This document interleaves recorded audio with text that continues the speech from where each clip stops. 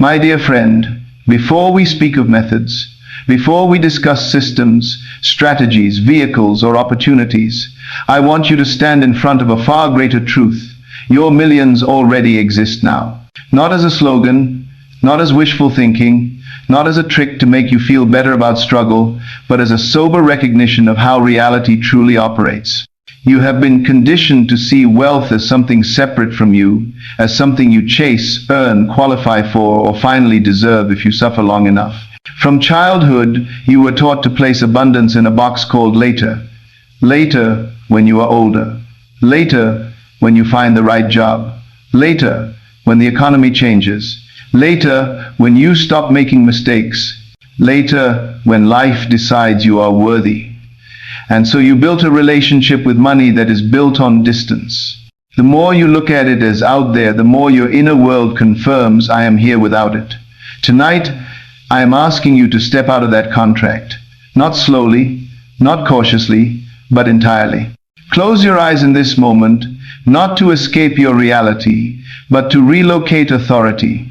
Feel for a moment what you have always suspected in your quiet hours, that there is more to you than the numbers you see, more than the limitations you repeat, more than the story of lack you have told yourself so many times you no longer question it. I am not asking you to pretend. I am asking you to acknowledge that before any amount of money appears in your account, it must first be permitted, invited, and assumed in your identity. Every empire, every thriving company, every family that broke out of generations of struggle did so because someone, at some point, dared to see themselves differently on the inside, long before there was evidence on the outside. They did not begin with millions. They began with a decision about who they were allowed to be in their own eyes. That is the true genesis of wealth. You have been looking at money as if it were an object deciding whether to visit you. In truth, you are the one deciding whether you are a place it can stay. Think of wealth not as a prize floating somewhere in the sky, but as a frequency, a state of order, clarity, responsibility, creativity, and trust. That state exists now. It is not waiting for a calendar date. It is awaiting recognition. The version of you who lives in financial ease, who gives freely, invests wisely, sleeps peacefully, and moves through life without the constant knot of money fear in the stomach, is not imaginary. That self is a state of consciousness already available. You do not create that self out of nothing, you select it. You tune to it the same way you tune a radio. You do it by assumption. You do it by feeling. You do it by declaring without drama, I am no longer the one who fights reality for every dollar. I am the one to whom money can safely come. Stay with this, because if you miss this foundation, everything else we discuss becomes technique without power. Look honestly at your relationship with wealth up to this point. How many years have you spent tying your sense of worth to a paycheck? How many nights rehearsing unpaid bills in your mind as if worry were a strategy? How many conversations repeating money is hard, life is unfair, until those statements feel like facts? You call it being realistic, but it is obedience to an identity that never belonged to you. Realistic to what? To your past, to someone else's fear, to a system that benefits from you believing you are always behind. The outer world so often praises struggle that you begin to feel guilty for even wanting ease. You have subconsciously equated wealth with greed, with corruption, with losing your soul, while equating lack with humility and virtue. And then you wonder why your mind resists abundance. This opening is where we untie that knot. Wealth, in its essence, is neutral. It is an amplifier. In the hands of one who is conscious, it builds, blesses, stabilizes. In the hands of one who is unconscious, it distorts. Our aim is not to worship money, but to remove the inner hostility toward it so that you may allow it to flow where it is meant to flow through you. You cannot receive what you secretly resent. You cannot hold what you internally attack. You cannot live as a wealthy being while narrating wealth as something dirty, distant, or dangerous. So the first act of power is to reconcile with abundance itself. Say within yourself, I am willing to see wealth as natural. I am willing to see money as a tool, not a threat. I am willing to be a safe place for resources to gather and move. This is not motivational fluff, it is structural. The law of your life does not respond primarily to your effort, it responds to your state. You have been taught that life pays only for sweat. If that were the full truth, every exhausted man and woman would already be a millionaire. Look around. The pattern does not hold. There is another layer. Life responds to your assumptions about yourself. I am always behind. I never catch a break. People like me do not get rich. If I get money, I will lose it. If I become wealthy, others will hate me. These sentences become laws in your personal universe. You carry them into every opportunity. You sit in front of potential, but within you a quiet voice has already decided you will fail or be rejected or be overwhelmed. The opportunity never stood a chance, because the assumption was already signed. When I say your millions already exist, I am not promising a magic trick. I am confronting you with responsibility. Those millions exist as a real potential in your field of life, but they are summoned, stabilized, and structured by the person you agree to be. The outer number is the echo. You are the voice. So let us turn deliberately away from waiting. Waiting is one of the most seductive prisons. One day you say, when I find the right mentor, when I pay this debt, when I escape this job, when the market changes, when I finally feel ready. But notice carefully, each of these thoughts pushes your breakthrough into a timeline that never actually arrives. It keeps your nervous system rehearsing lack. You are living in a story where the power is always with something else. Tonight I want you to take it back. The moment you stop saying one day and start saying this is who I am becoming now, you bend time, you stop treating the future as your superior and begin treating it as your mirror. The you with millions is not superior to you. It is you without the layers of self-sabotage, shame, and small thinking. When you understand that, wealth becomes less mysterious. It is not a random lightning strike. It is the natural outcome of a continued inner alignment. Now, you may ask, isn't it delusional to feel wealthy when my account is low? No. It is delusional to believe that your current account is the final definition of your capacity. You confuse fact with truth. The fact today may be tightness. The truth is that you are consciousness with the ability to learn, adapt, choose, imagine, build, and align. When you allow numbers to dictate your identity, you are bowing to effects as if they were causes. Feeling wealthy first does not mean you go spend recklessly. It means that before you make decisions, you do not identify as a desperate, powerless creature. You ask, how would a stable, wealthy, wise version of me respond here? That inner posture changes which opportunities you see, which invitations you decline, how you handle the money you do have, how you speak about your future. That is not denial, that is leadership. I remember speaking with a man who had grown up in constant financial chaos. Overdraft fees were normal. Debt was normal. He heard teachings on assumption and dismissed them as fantasy. But one day, standing in line to pay for groceries, card in hand, stomach tense, he caught himself rehearsing the same line, I never have enough. It is always like this for me. For the first time, he did not let it pass. He did not pretend he was rich. He simply said inwardly, this is an old story. I am done agreeing with it. That is all. No fireworks. But from that point, he began a daily practice. Short moments in the morning and evening where he saw himself with an organized account, savings, overflow, giving. No luxury jets, just order and ease. Within a year, not by magic but by a series of different choices flowing from a different inner tone, his financial reality stabilized for the first time in his life. Same man, different assumption. The miracle was simply reality catching up to a new identity. That is what I mean when I say your millions already exist. They exist as the logical extension of a self who is no longer sabotaging. They exist as the natural harvest of a mind that has moved from I can't to I am willing to become the one who can. As we open this journey together, I want you to feel how serious this is. You are not being entertained. You are being invited to retire an identity that has cost you years. The poor self-concept, the fearful posture, the quiet belief that other people are chosen and you are not, all of that has to be brought into the light. Not so you can hate yourself, but so you can stop building altars to lies. There is nothing noble about playing small out of habit.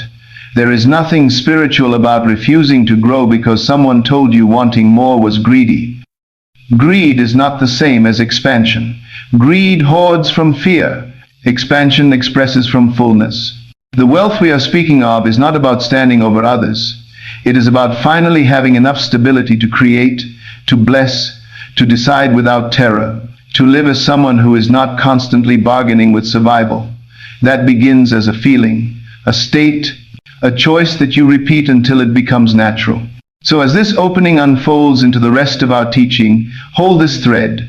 Everything we explore next about the law of assumption, about the mirror of reality, about imagination, time, struggle, ease, gratitude, all of it rests on this foundation.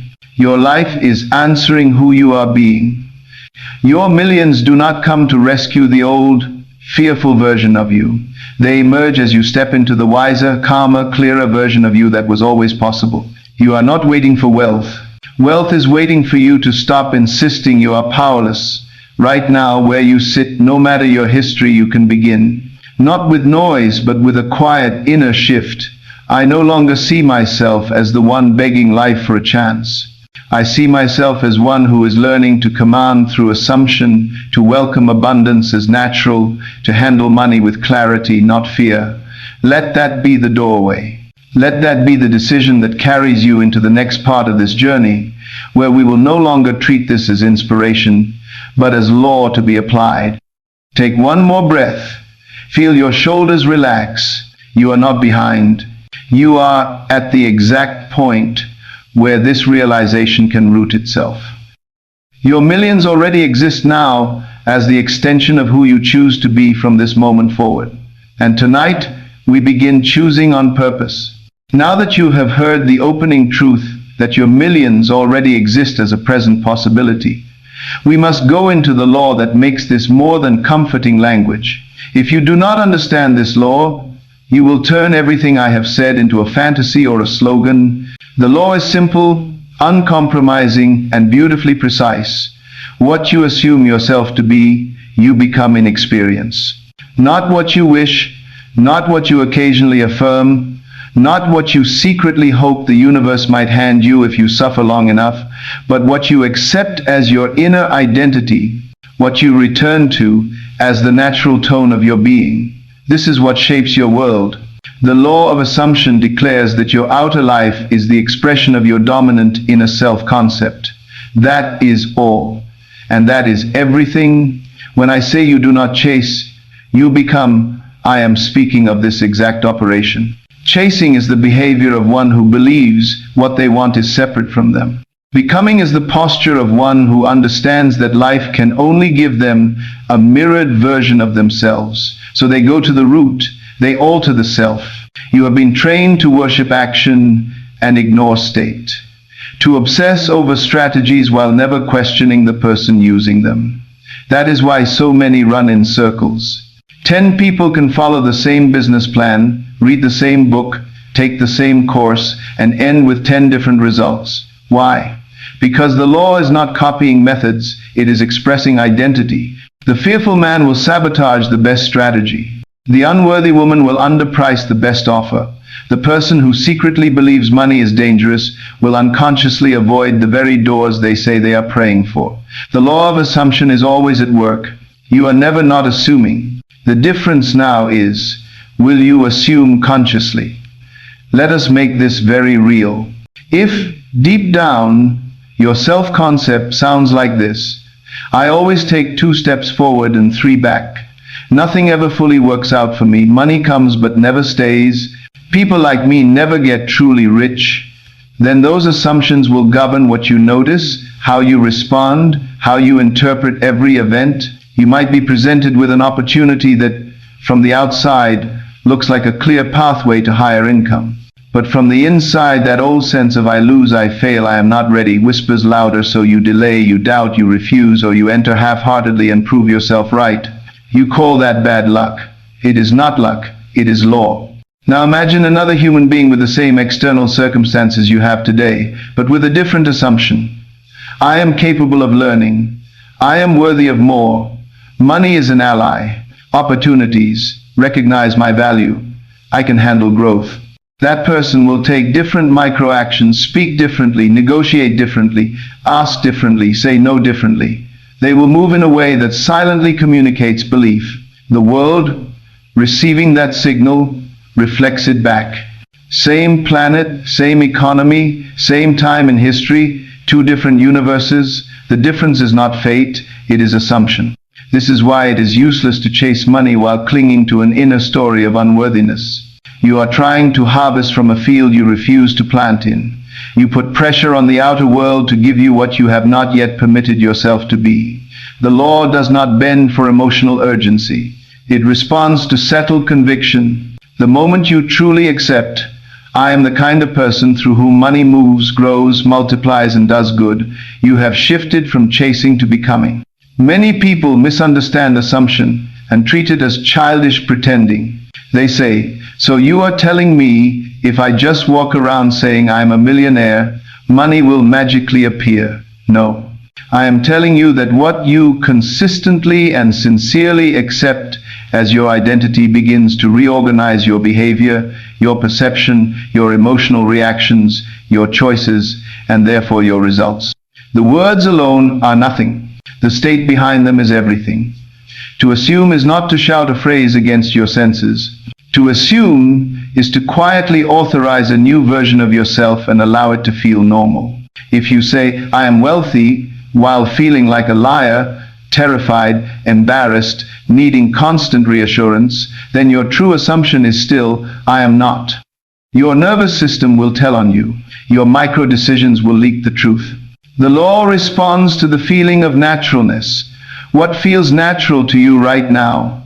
Struggle, shortage, anxiety at every bill, hesitation around opportunity, self-criticism. If that is what feels like you, then that is your assumption, and life will keep proving you right. That is why our work is not to paste positive sentences on top of an unchanged self-image, but to gradually shift what feels natural. You move assumption by exposure and repetition. You sit with the idea, maybe I can be the person money trusts. You imagine handling larger amounts with calm. You picture paying on time, investing wisely, giving freely. You bring that image so often to your mind that it goes from impossible to inspiring, to familiar, to obvious. That progression is assumption settling in. When it becomes obvious to you that you can live differently, the law begins to reflect that obviousness.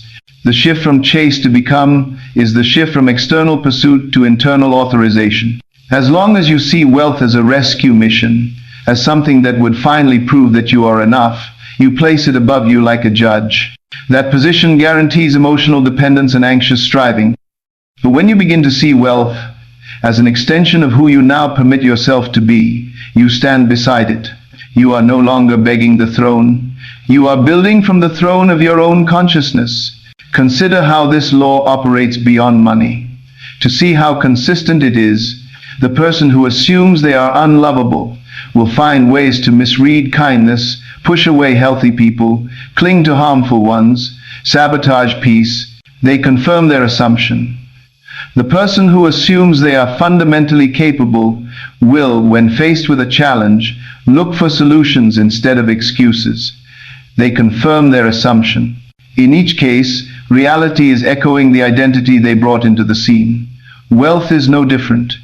It is not waiting for a special ritual. It is waiting for a stable identity that does not reject it. Some of you say, I want millions. But your assumption is, large sums are dangerous. I would blow it. My family would attack me. People would envy me. I do not trust myself. Why would the law bring you into a reality that your own beliefs define as unsafe? That would violate the very logic of consciousness. To live under this law, you must align your desire with a self-concept that can handle its fulfillment. You do not chase the millions. You become someone for whom millions would be appropriate. Not in ego, but in capacity. That becoming begins invisible. You start to see yourself as organized instead of chaotic, as a learner instead of a victim, as disciplined instead of impulsive, as allowed instead of excluded. This is assumption. Once you possess that inner structure, what you call manifestation becomes the natural unfolding of what was already present in you. Let us be piercingly honest here, because without honesty, this teaching collapses into fantasy. Many of you want more money while refusing to examine how you currently treat the money you already have. You say you want wealth, but you speak as if money is never enough, always late, always cruel. You fear checking your balances. You resent those who have more. You call every price unfair. Those reactions are not neutral. They reveal an assumption. Money is my enemy. Money is stress. Money is humiliation. Under that assumption, even if more comes, it cannot bring peace because your inner relationship with it is broken. The law of assumption invites you to repair that relationship on the inside first. Begin to assume money is a neutral tool. In my hands it is safe. In my life it represents support, not shame. I can look at numbers with clarity. I am capable of learning. I am capable of managing. I am capable of expanding. These are not empty affirmations. They are new laws you are proposing to your subconscious. If you repeat them without feeling and abandon them at the first bill, they do nothing. But if you sit with them, revisit them, connect them to images of you acting differently, then over time they become the background script of your life. And life will restructure to match that script. The beauty of this law is that it removes the superstition of luck and the cruelty of comparison. You are no longer asking, why do they have what I do not?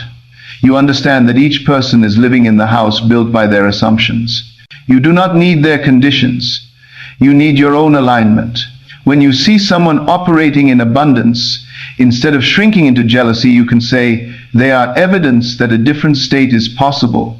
If consciousness can produce that there, it can produce its version here through me. This shifts you from scarcity into curiosity, which is a much higher creative state. Notice also how this law harmonizes with everything we explored in the opening. We said your millions already exist as a present potential. The law of assumption explains the bridge. You reach that already existing potential, not by pleading with an outside force, but by inhabiting the state of the one who already lives there. The world then gradually, and sometimes suddenly, conforms. This is why we emphasize becoming. You can chase a thing that is separate from you, but what you have become, you cannot chase. You only express it. A flame does not chase heat. It is heat. A river does not chase flow. It is flow. A person who has assumed wealth in consciousness is not constantly grabbing at money with desperation. They move with a quiet expectation that provision meets them, that opportunities are relevant to them, that they belong in rooms of increase. Their assumption leaks through posture, energy, words, eye contact, follow through. And the world, reading that signal, responds accordingly. Let us ground this in a simple exercise that reveals your current assumption. Imagine you receive, today, an unexpected transfer of $1 million. Clean, lawful, fully yours. What is your very first emotional reaction beneath the excitement, relief, terror, panic, suspicion, unworthiness, guilt, or a calm, yes, I knew expansion was coming. Now I must be a wise steward. Your authentic reaction reveals the state you belong to. If your first inner movement is fear, self-doubt, or the sense that something is wrong, then your current assumption is not aligned with being a wealthy custodian. That is good news, because it shows you precisely where to grow. You do not shame yourself for the reaction. You study it. You say, if I cannot yet feel safe with abundance in imagination, how will I hold it in reality? Then you begin to assume safety. You rehearse being the one who receives and manages with clarity, maturity, composure. Slowly the nervous system adapts, and wealth no longer feels alien. Only then can it visit and stay without wrecking you. This is the depth of you become. The law of assumption is not just about pulling money in. It is about becoming the consciousness that does not expel it. Another vital aspect, assumption is not a one-time performance. It is a dwelling place. Many treat this teaching like a superstition. They visualize once, feel good for 5 minutes, then spend the rest of the week speaking against themselves. The law is not moved by what you do for 5 minutes and abandon. It answers your chronic assumption, the one you return to when you are tired, unguarded, emotional. Our aim is to shift that baseline, to reach the point where it becomes more natural to think of yourself as capable than as cursed, more natural to expect doors to open than to slam, more natural to feel guided than abandoned. At that stage, you no longer need to force positive thinking. You have become the kind of person for whom better outcomes are reasonable. That is when momentum accelerates. You might ask, is there room for action in all this, or is this only inward? There is always action, but in this framework, action is expression, not compensation. You are not acting frantically to make up for a belief in lack. You are acting as a channel for an already accepted reality. When you assume you are a person of value, you will naturally prepare, study, refine, show up, create, try again. Not to prove you are not worthless, but because this is what someone of value does. The same activities, but powered by a different state, produce different results. Under the law of assumption, action is aligned, measured, and often more effective with less struggle. You do not sit on your couch waiting for invisible millions. You become inwardly, then you answer life's invitations outwardly. To truly accept this law is to leave behind the comfort of blame. It is easy to say the system, the government, the market, my family, my past, that is why I'm limited. Some of those factors are real influences, but they are not final authorities. As long as you grant them ultimate power over your destiny, you are assuming yourself to be less than your own consciousness. That assumption alone is poverty. The law of assumption hands you back the steering wheel and says, now you are responsible for how you see yourself. That responsibility is confronting. It is also the beginning of freedom. You will begin to watch your inner language. You will begin to notice how many times a day you predict failure, ridicule your dreams, repeat the identity of the one who always loses. You will begin to interrupt that and choose again. At first it will feel unnatural, because the old assumption has been rehearsed for years. Stay with it. The old self will try to return, not because it is powerful, but because it is familiar. Every time you select your new identity instead, you are voting for the millionaire before the money arrives. Eventually, the votes add up. Outer reality is forced to concede. As we move from this section into the next parts of the full teaching, where we will examine the mirror principle, imagination as the blueprint, time as a servant, and the ease of aligned wealth, remember this: nothing in those sections will work against a self-concept. You refuse to change. You cannot use the techniques of a creator while insisting you are a victim. You cannot live in the end while worshipping the past. You cannot welcome millions while identifying as the one who ruins every chance. The law of assumption is the spine of all of it. You do not chase. You become, and as you become, life, in perfect obedience, reflects you. Now that you have seen the law of assumption, we must confront its most confronting expression, the mirror principle. If you grasp this and accept it, even a little, your entire financial story, your relationships, your self-image, your future will be explained with brutal clarity and transformed with the same power. If you reject it, you will spend your life fighting reflections while never touching the source. The mirror principle is this: your outer world is an obedient reflection of your inner story about yourself and life. Life does not randomly decide to bless or punish you. It does not throw wealth at one person and scraps at another without correspondence. It reflects the assumptions you hold, the identity you inhabit, the conversations you repeat in the privacy of your mind. This is not about blaming the victim. This is about restoring to you the power you unknowingly handed over to circumstances. You have never experienced money, opportunity, or limitation in a way that did not, at some level, match what you were prepared to believe about yourself. The mirror does not flatter, and it does not mock. It reports. If you stand frowning in front of a mirror, you do not demand that the reflection smile first so that you might feel better. You know instinctively that the face must change before the image can. Yet in life, you have done this very thing. You have begged the mirror of reality to show you wealth, confidence, safety, and respect so that you might finally feel wealthy, confident, safe, and worthy. The law does not work that way. The feeling, the assumption, comes first. The reflection, the experience, follows. When you understand this, you stop trying to adjust your life by rearranging external pieces alone. You go to the only place where lasting change occurs, the story you are telling about who you are. Look at your current financial life as if it were a page from a book. The patterns in your bank account, the level of opportunity you see, the people you attract, the ceilings you keep hitting, are not random pages torn from different novels. They are chapters of the same narrative. That narrative is your inner story. Perhaps it sounds like this. In my family, money never stays. People like a struggle. No one ever helps me. Whenever things start going well, something goes wrong. I always mess it up. I am just not good with money. Wealth is for others. If that is the book you have been reading to yourself for 10 or 20 or 30 years, then you must understand your life is simply staging the scenes.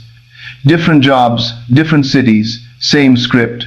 The mirror principle is ruthless in its consistency. It does not care that you say you want millions if, underneath, your constant story is lack. It reflects the loudest, most persistent lens you use, not the occasional moments of inspiration you quickly abandon. When we say life repeats your inner story, we are not being poetic. We are describing how your consciousness filters and organizes reality. You cannot perceive all that exists. You select, you emphasize, you delete. If your inner story is, I am powerless with money, you will overlook opportunities that could empower you because they contradict your identity. If your story is, nobody ever chooses me, you will misinterpret open doors as traps, sincere offers as scams, guidance as control. In this way, your story creates your evidence, and your evidence strengthens your story. The cycle continues until you interrupt it on purpose. Let us go deeper and bring this away from theory into your day.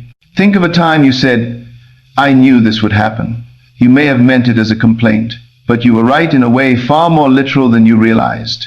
You knew because you assumed. You expected the bill to be higher than you could handle. You expected the client to cancel. You expected the raise to go to someone else. And when it did, you used it as proof that the world is unfair, rather than as proof that the mirror was clean. It showed you the content of your own expectation. The principle is not here to shame you. It is here to show you how precise and faithful life has been in responding to your inner broadcast, so that you may change the signal in full consciousness. Until you accept the mirror, you will remain trapped in blame. Blame is seductive because it frees you from responsibility, but it also chains you to powerlessness. To say, I am broke because of them, might feel emotionally satisfying for a moment, but it also means your wealth is now held hostage by forces you cannot control. To say, I am where I am because on some level I have believed, accepted, or tolerated a story of limitation, and now I choose to rewrite that story, is confronting, but it hands the keys back to you. You cannot command what you continue to curse and fear. You cannot be master of a reality you insist is unrelated to your mind. The mirror principle restores the connection. Let us examine some specific inner stories and how they manifest. There is the story of permanent struggle. It sounds like, in my life nothing comes easy. I always have to fight for everything. The mirror hears this and obliges. Any path that could have been smooth becomes tangled. Simple processes drag. Deals that could close with grace require exhausting effort. Even when money comes, it comes through drama, reinforcing your identity as the one who must battle. You call it your truth. You even take pride in it. But understand what you are doing. You are instructing life to withhold ease from you. There is the story of scarcity deserving. I will be worthy of more once I'm better, smarter, more disciplined, more spiritual. On the surface, this sounds noble. Underneath, it is a trap. You use it to delay receiving, to justify staying small. The mirror responds by setting wealth always one step beyond where you are. You improve and grow, but every time you approach enoughness, the story moves the bar. There is the story of inherited limitation. No one in my family has ever been wealthy. We are cursed with bad luck. We are not meant for that kind of life. The mirror, faithful as ever, supplies more of the same. Opportunities that could break the pattern are dismissed or mishandled because they do not feel like home. You cling to the familiar suffering because it matches your story of belonging. There is the story of distrust. If I make real money, I will lose myself. People will use me. It will corrupt me. It is safer to stay where I am. The mirror protects you from what you have framed as a threat. You may pray for millions with your mouth, but with your story you lock the gates, and life honors the lock. Do you see the brilliance and cruelty of it? Cruel only when unconscious, brilliant once understood. The mirror is not punishing you. It is honoring you. It is saying, I will not violate what you insist is true about you. If you insist, I am always left behind. Reality will not insult your conviction. It will comply. If you insist, I am capable, I am growing, I am ready to hold more, reality will not argue. It will comply. The only question is, which story will you insist on? To change your story, you must first see it. Most people will skip this step because it is uncomfortable. They want to jump straight to I am a millionaire without ever acknowledging the decades of inner programming that say the opposite. But if you do not expose the old story, it will continue to run beneath your new words. The first act of mastery is observation without self-hatred. Listen to how you speak about money when no one is watching. Notice how you feel when someone else succeeds. Notice what you expect when a promising opportunity appears. Notice your first thought when an unexpected bill arrives. These reactions are the raw script. Do not defend them. Do not condemn them. Just see them. You cannot edit a story you refuse to read. Once seen, you must ask one simple but radical question. If my life continues to mirror this story for the next 10 years, am I willing to live inside that reflection? If the answer is no, then understand that waiting will not save you. No windfall can rescue someone determined to stay the same inside. Even if millions dropped in your lap today, the old story would work tirelessly to restore the familiar balance. You would overspend, undercharge, choose the wrong partners, numb yourself, apologize for existing until your world matched your belief again. That is why so many who receive sudden wealth without inner transformation lose it. Not because money is evil or they are cursed, but because the mirror must be consistent. The only safe way to call in and keep greater wealth is to become the person for whom wealth is congruent. This is not performance, this is integration. How then do we rewrite the inner story so that the mirror can show us something new? The first step is to choose a new premise, a new foundational statement about life and money that you are willing to explore as true. Not shout, not force, but explore. For example, life is willing to support me. Money can flow to me in clean, honorable ways. I am capable of learning how to hold and grow it. I am not excluded from abundance. Wealth can be safe in my hands. At first, this may feel foreign. That is fine. You hold it gently. You begin to let this become the lens through which you interpret events. When something small goes in your favor, instead of dismissing it, you say, that matches my new story. When a difficulty arises, instead of saying, here we go again, proof that I am cursed, you say, this is a residue of my old story. I am responding from my new one. Little by little, you starve the old script of emotional fuel. When the old narrative of I always lose rises, you do not merge with it. You recognize it as an echo. You answer it with, that may have been true then. It is not the law of who I am choosing to be now. This is not positive thinking layered on denial. This is conscious authorship. You are taking back the pen. As you stabilize this new story, watch what happens in the mirror. You will notice subtle changes first. You feel less panic when looking at numbers. You are slower to call yourself a failure. You become more open to opportunities that once intimidated you.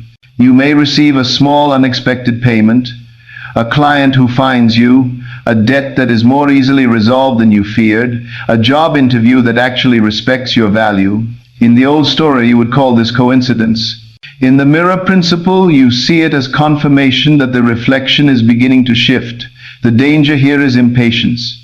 If you demand overnight transformation and throw away your new story the moment an old pattern appears, you are like someone shouting at the mirror to change while contorting your face.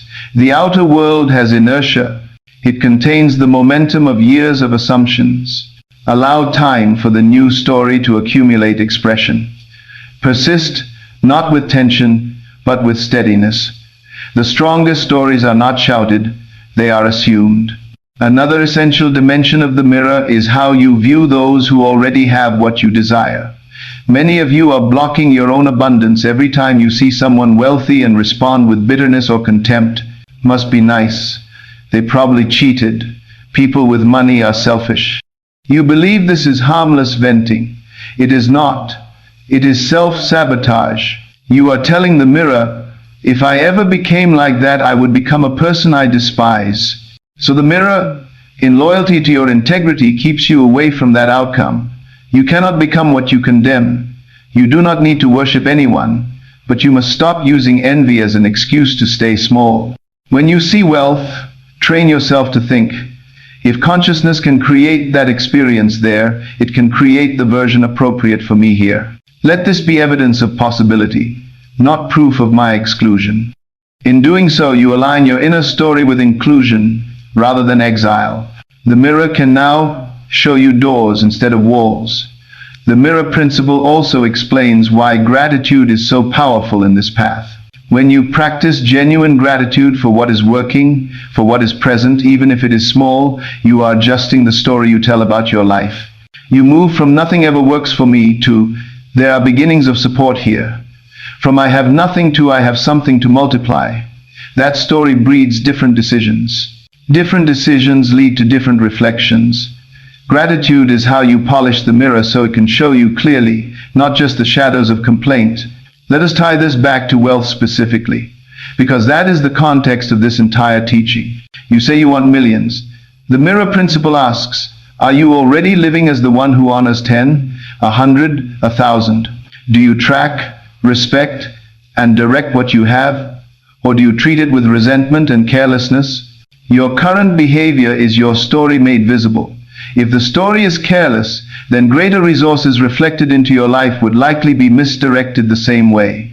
When you begin to adjust your relationship with the small amounts, seeing them as trustworthy tools rather than insults, you are writing a new chapter. I am a capable steward. The mirror will, over time, offer scenes that match that. That might look like better opportunities, higher paying roles, better clients, successful ventures. Again, not magic, law. The mirror principle is the bridge between mystical language and concrete responsibility. It tells you plainly, if you keep seeing the same patterns, stop only fighting the pattern. Change the story it is loyal to. So as we conclude this section and prepare to move into imagination as blueprint and collapsing time, hold this in your heart. The world is not against you, it is reflecting you. If you do not like what you see, do not break the mirror. Become someone new in consciousness. Refuse to tell the story of the cursed, the forgotten, the unlucky. Retire it with honor as something you once believed when you did not know better. Replace it with a story you are willing to live into, that you are being shaped into a person who can handle more, who can welcome more, who can do good with more. Then watch, patiently but expectantly, as the mirror of life, bound by its own fidelity, begins to repeat that new inner story back to you with increasing clarity. We have laid 3 foundations together. First, that your millions already exist as a real potential now. Second, that the law of assumption rules your life, not your wishes. Third, that your outer world faithfully reflects your inner story. Now we must address the hidden prison that silently delays the fulfillment of everything you say you want, your relationship with time. If you do not understand this, you will keep using spiritual language while living in permanent postponement. You will affirm wealth and walk as delay. You will say, I believe, while emotionally locating your desire somewhere out in front of you, always ahead, never here. Tonight I want you to see with clarity that placing your wealth in the future is one of the most effective ways to make sure you never touch it. You think you are being patient. In reality, you are worshipping distance. You say, one day I will be rich. One day my life will change. One day the breakthrough will come. It sounds harmless. It even sounds hopeful. But listen carefully to the vibration under those words. One day is not a date on a calendar. It is a state of consciousness. It is the state of the one who testifies, I do not have it now. The law of assumption cannot bypass that. It does not deliver to the mask on your lips. It delivers to the reality of your state. If your dominant inner position is, it is not here yet, then all conditions must organize themselves to confirm, it is not here yet. The future, as you imagine it, becomes a moving target you never reach. You are not being punished. The mirror is simply too honest to lie to you. You may say, but is it wrong to think about the future? Of course not. There is a sacred way to use the idea of the future. You can use it as a canvas to paint the end, as a symbol of what is already true in consciousness. But most people do not do this. They use the future as a way to emotionally excuse themselves from assuming now. They hide behind when because they are afraid to say I am. Afraid because I am exposes them. It calls them to alignment. It demands that they walk differently today. To collapse time is not to deny process. It is to refuse to place your identity, your abundance, your sense of completion always ahead of you. It is to locate the reality of what you desire in the only place creation actually happens, the present state of consciousness. Understand this. All possible versions of you already exist in potential. There is a version of you who remains where you are, recycling the same complaints for the next decade. There is a version of you who matures into a calm, capable, wealthy steward of great resources. There are many variations between. You are not waiting for that wealthy self to be created in the future. They exist now as a state. The question is not will they arrive. The question is, will you agree to inhabit that state? When you say one day I will be that person, you do not realize you are pushing that state away. You are treating it as foreign, as other, as something to chase rather than something to choose. So life obeys and keeps it separate. To collapse time means you stop saying I will be, and begin to say I am becoming now, and eventually this is who I am.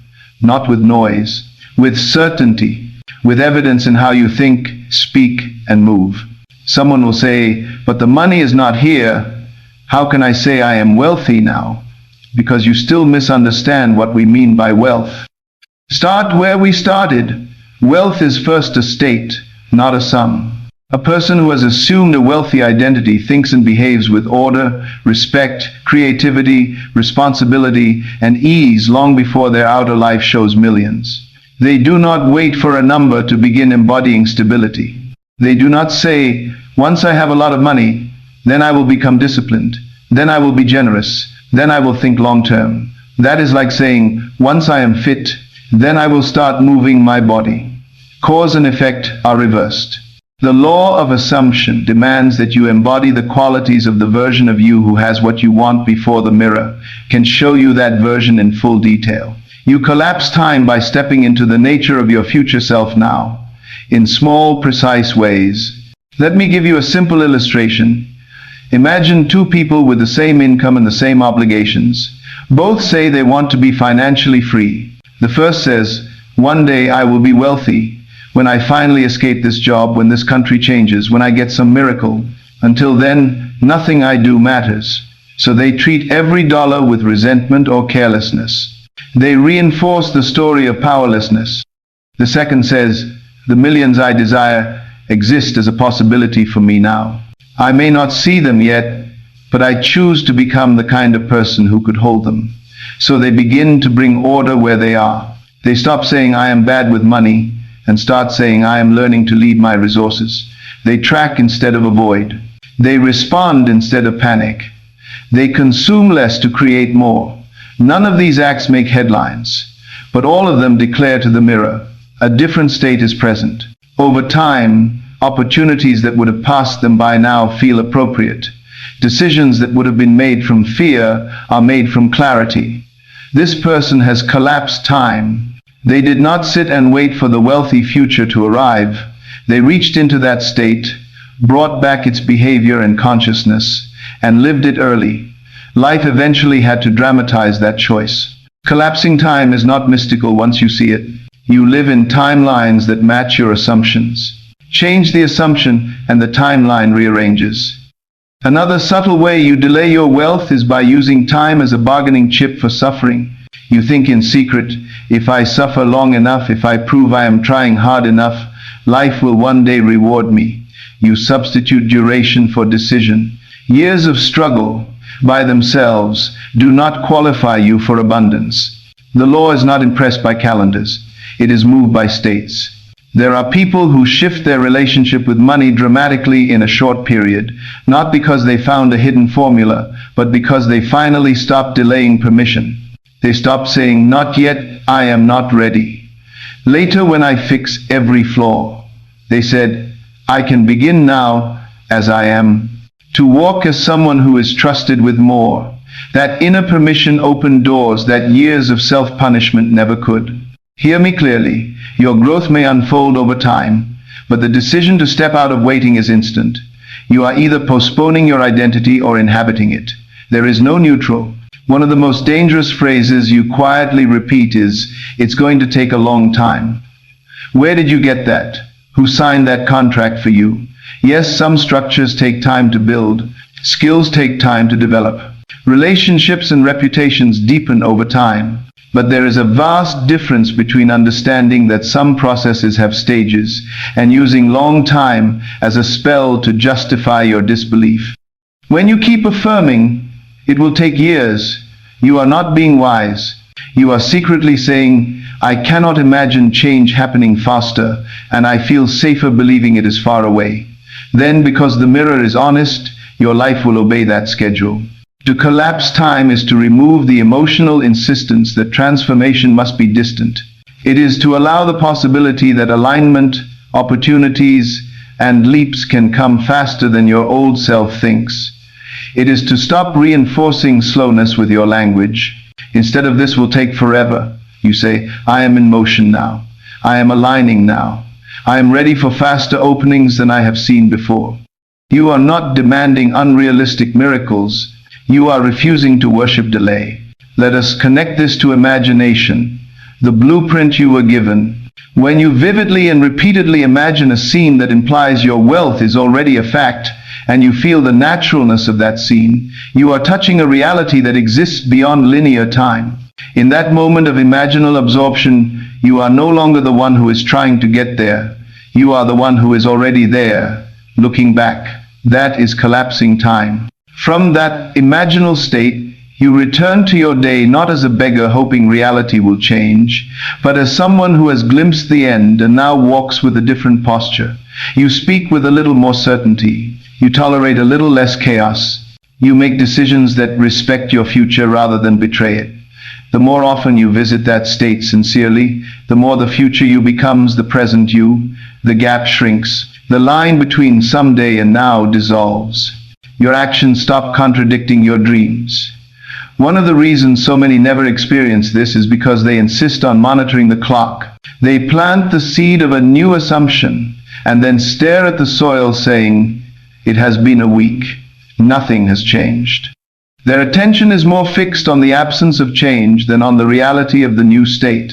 Their true assumption becomes, this is taking too long. Maybe it is not working. And the mirror, loyal as ever, reflects delay and doubt.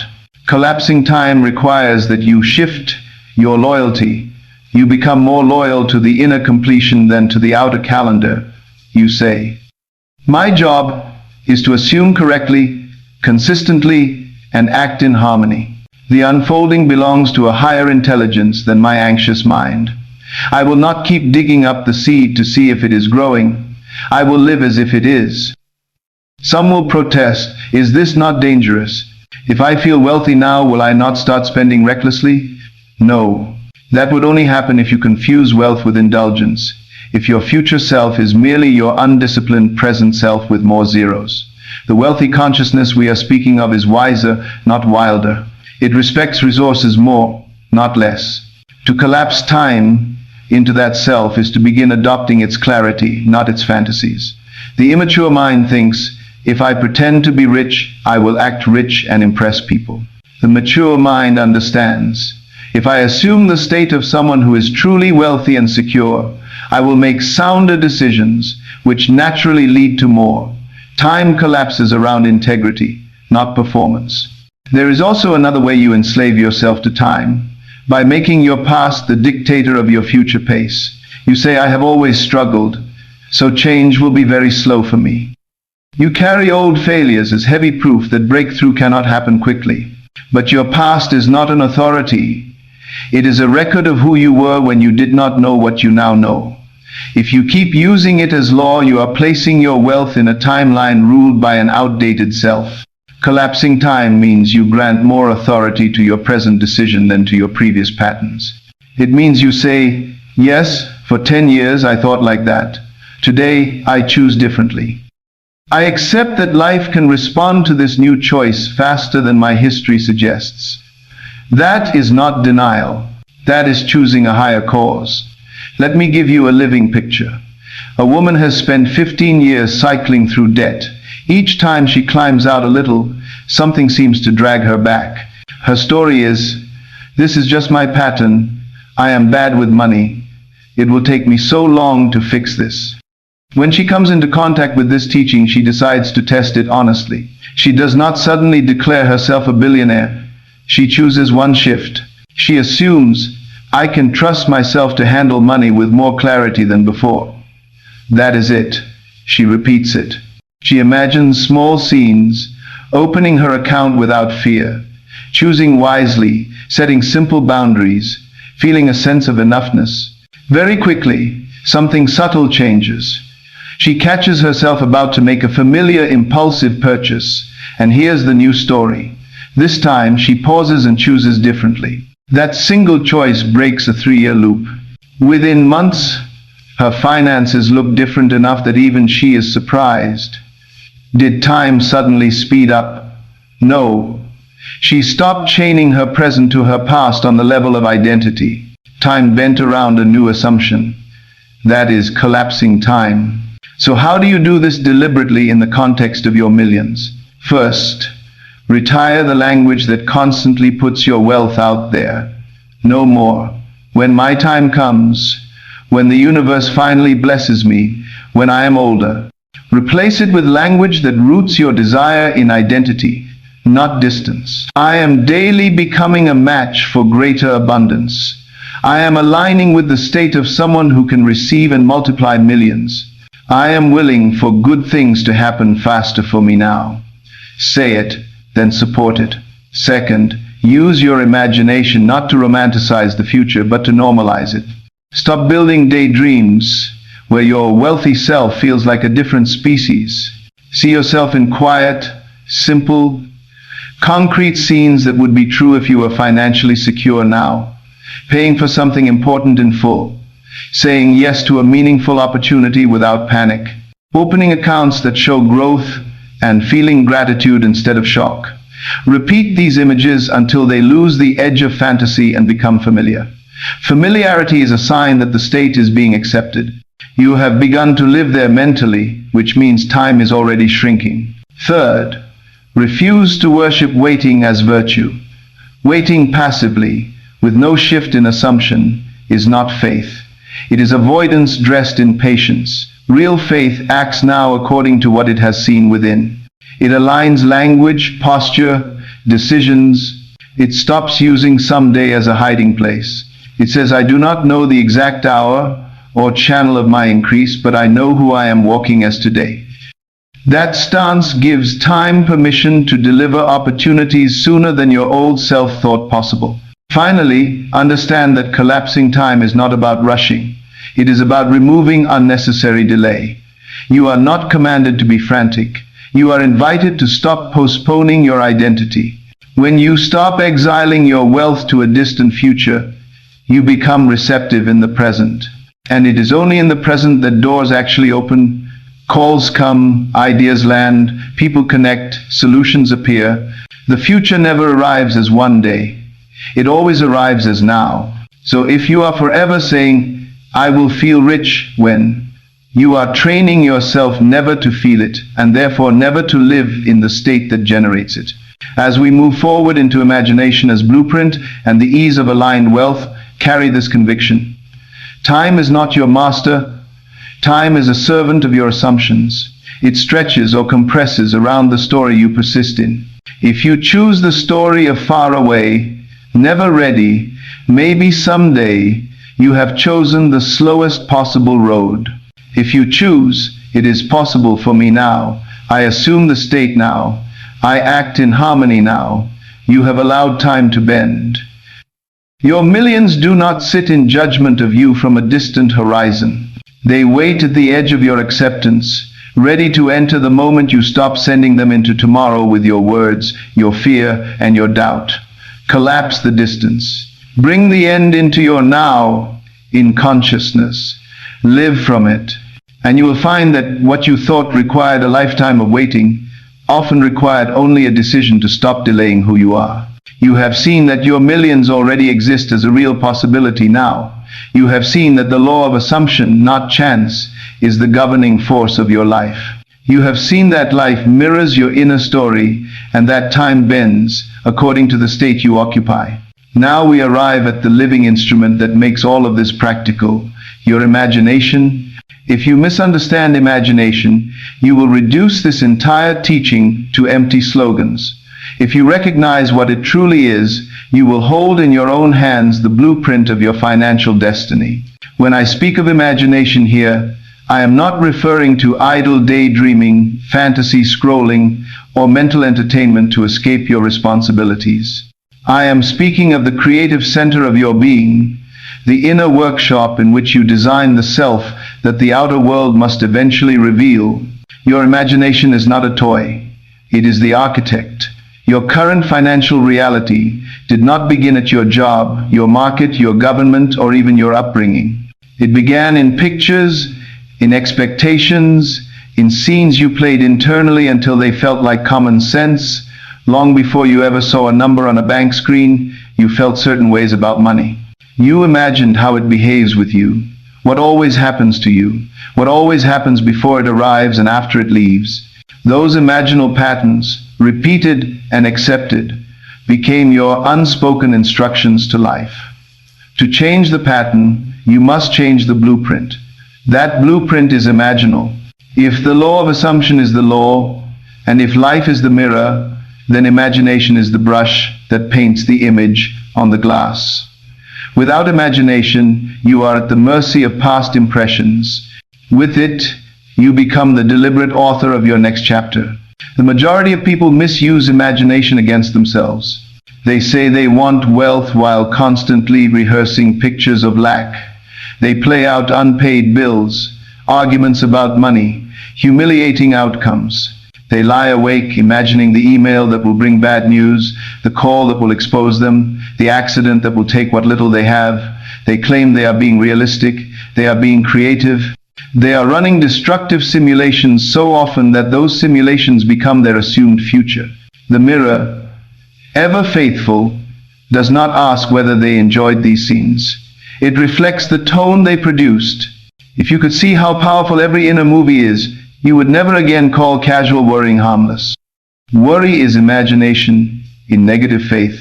It is the rehearsal of the reality you do not want, done with so much feeling that the law is forced to take it seriously.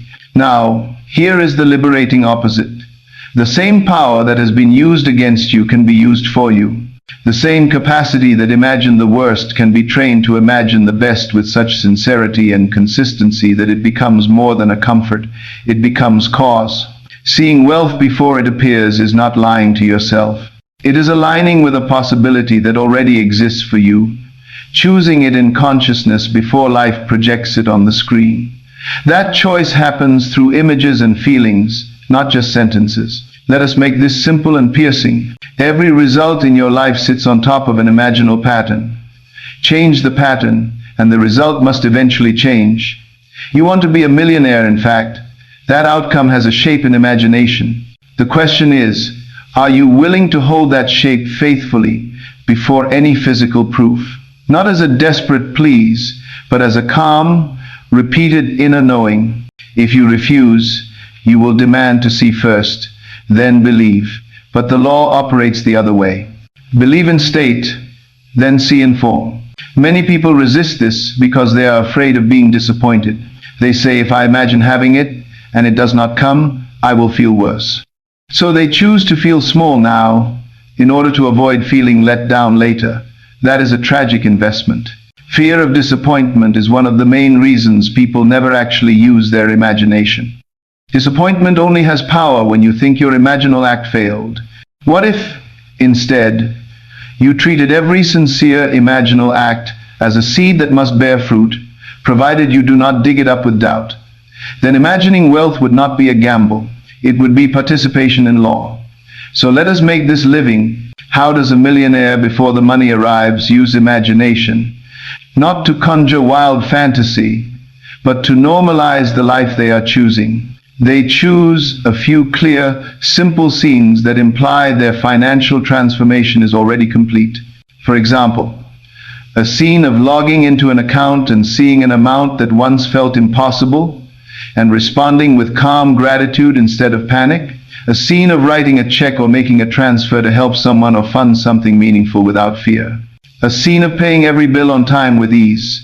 A scene of starting or expanding a venture from a place of stability. Notice something. The power is not in imagining mansions and endless shopping. Those things are easy for a fearful ego to chase. The power is in seeing yourself as stable, trusted, capable, generous, at ease, because that is the inner nature of true wealth. When you imagine from that nature, you are building a blueprint your soul can agree with. You are not feeding greed, you are feeding growth. The crucial ingredient is feeling. If imagination draws the blueprint, feeling is the ink that fixes it. A scene played cold, with no emotional acceptance, is quickly forgotten. A scene played with the feeling of this is mine, this is natural, this fits me, becomes a living pattern. So when you enter your imaginal scene, you must do so as the person inside it, not as an outsider peeking in. You do not watch yourself like a stranger on a screen. You feel the phone in your hand, the chair beneath you, the breath in your chest as you see the numbers or sign the agreement. You hear your own thoughts in that moment, of course. This is my life now. I am grateful, and I am responsible with it. You allow your nervous system to taste the safety and satisfaction. This is not hollow excitement. It is settled rightness. If you practice that consistently, something profound happens. The gap between that would be nice and that is who I am begins to close. Your everyday choices start flowing from this new posture without strain. This is where imagination ceases to be entertainment and becomes instruction. Because the state you assume in imagination will seek expression in your daily behavior. You cannot go to the inner world, see yourself living with clarity and order, and then be comfortable making every sloppy, self-betraying decision you used to make. You will feel the dissonance. That discomfort is your new blueprint conflicting with old habits, and that is good. That tension is how the old pattern dies. At this point, some ask, but is it not safer to only imagine what is realistic? To that I ask, realistic according to which story, which past, whose limitations? You have spent years imagining within the cage of what you already know. That is how the cage stayed. The purpose of imagination is to show you a self beyond your current conditions, but consistent with your deeper potential. The question is not whether your present numbers approve. The question is whether your spirit recognizes truth when it sees it. There is a version of you, remember, who manages abundance with wisdom. When you imagine from that version, You are not inventing a cartoon. You are previewing a true possibility. You are downloading its patterns now. Let us talk about the discipline of this. Because without discipline, this becomes vague inspiration. You must learn to guard your imaginal life as carefully as you guard your passwords. Right now, you allow anything to play there. Worst-case scenarios, catastrophic futures, self-insults, jealous comparisons. And you call this being honest. Start seeing it as careless creation. If a thought comes that paints you again as the one who always fails financially, notice it and refuse to build a detailed movie around it. Cut the scene, replace it with your chosen blueprint. For example, when the old picture appears of your card declining, do not indulge it. Say within, that was the pattern of who I was. I am not obligated to film that scene again. Then, immediately step into your chosen imaginal scene. You at ease, payment going through, resources available. Hold it until the feeling of panic softens. This is training. At first it feels like effort. With repetition it becomes your new normal. Another key, your imagination must be specific enough to feel, but not so cluttered that it becomes exhausting. 1 or 2 core scenes, deeply felt on a regular basis, are more powerful than 100 scattered fantasies. Choose symbols that speak directly to you. For one person, it might be owning a fully paid home. For another, it might be consistent savings. For another, being able to retire a parent or fund a cause. Whatever it is, let that image stand as proof that you live in abundance. Visit it nightly. Visit it in small, quiet pauses in your day. Let it saturate you more deeply than the images of fear. Over time, your consciousness will begin to accept, this is my story now. And once your inner story changes, the mirror is under obligation to follow. Do not confuse this with passivity. The one who uses imagination correctly does not sit back waiting to be rescued. They use imaginal acts to anchor their identity and then act in harmony with that identity. Because they have seen themselves as responsible with money, they naturally start choosing that way. Because they have seen themselves as capable of receiving large sums, they no longer automatically reject high-value opportunities. Because they have seen themselves as free from chaos, they begin to clean up old neglect. Imagination provides the pattern. Action fills it in. The order matters. Without imagination, your action is random, anxious, imitative. With imagination, your action is targeted, aligned, and often much more efficient. Some of you cling to logic and say, show me how imagining changes anything in the real world. Look at your own life. Think of a time you were convinced something would go badly. You played it out in your mind in vivid detail. You felt the embarrassment or loss ahead of time. By the time you entered the situation, you were tense, guarded, hesitant. That state influenced how you spoke, how you moved, how others responded. You helped create the very outcome you dreaded. That is imagination at work. Now reverse it. Imagine entering each financial decision, each conversation, each opportunity, having already seen yourself as competent, deserving, and calm. You would not grovel. You would not shrink. You would not agree to terms that insult your value. You would ask better questions. You would hear guidance you currently miss. The outcome, over many such moments, would be unrecognizably different. This is not theoretical. This is cause and effect through the avenue of state. There is a sacred seriousness to this. When you sit down to deliberately imagine your wealthy self, you are not engaging in escape. You are entering a contract with yourself. You are saying, I choose this state, and I am willing to let go of what contradicts it. That might mean letting go of identities you have used for years. The victim, the martyr, the one who is always struggling yet morally superior, the one who never charges enough, the one who apologizes for existing.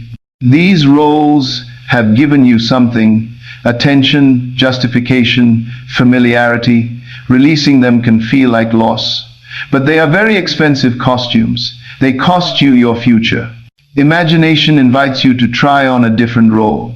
The aware, generous, grounded creator who takes responsibility for their life. If you wear that role in your inner world long enough, it will fit. And when it fits inside, conditions outside will have no choice but to adjust.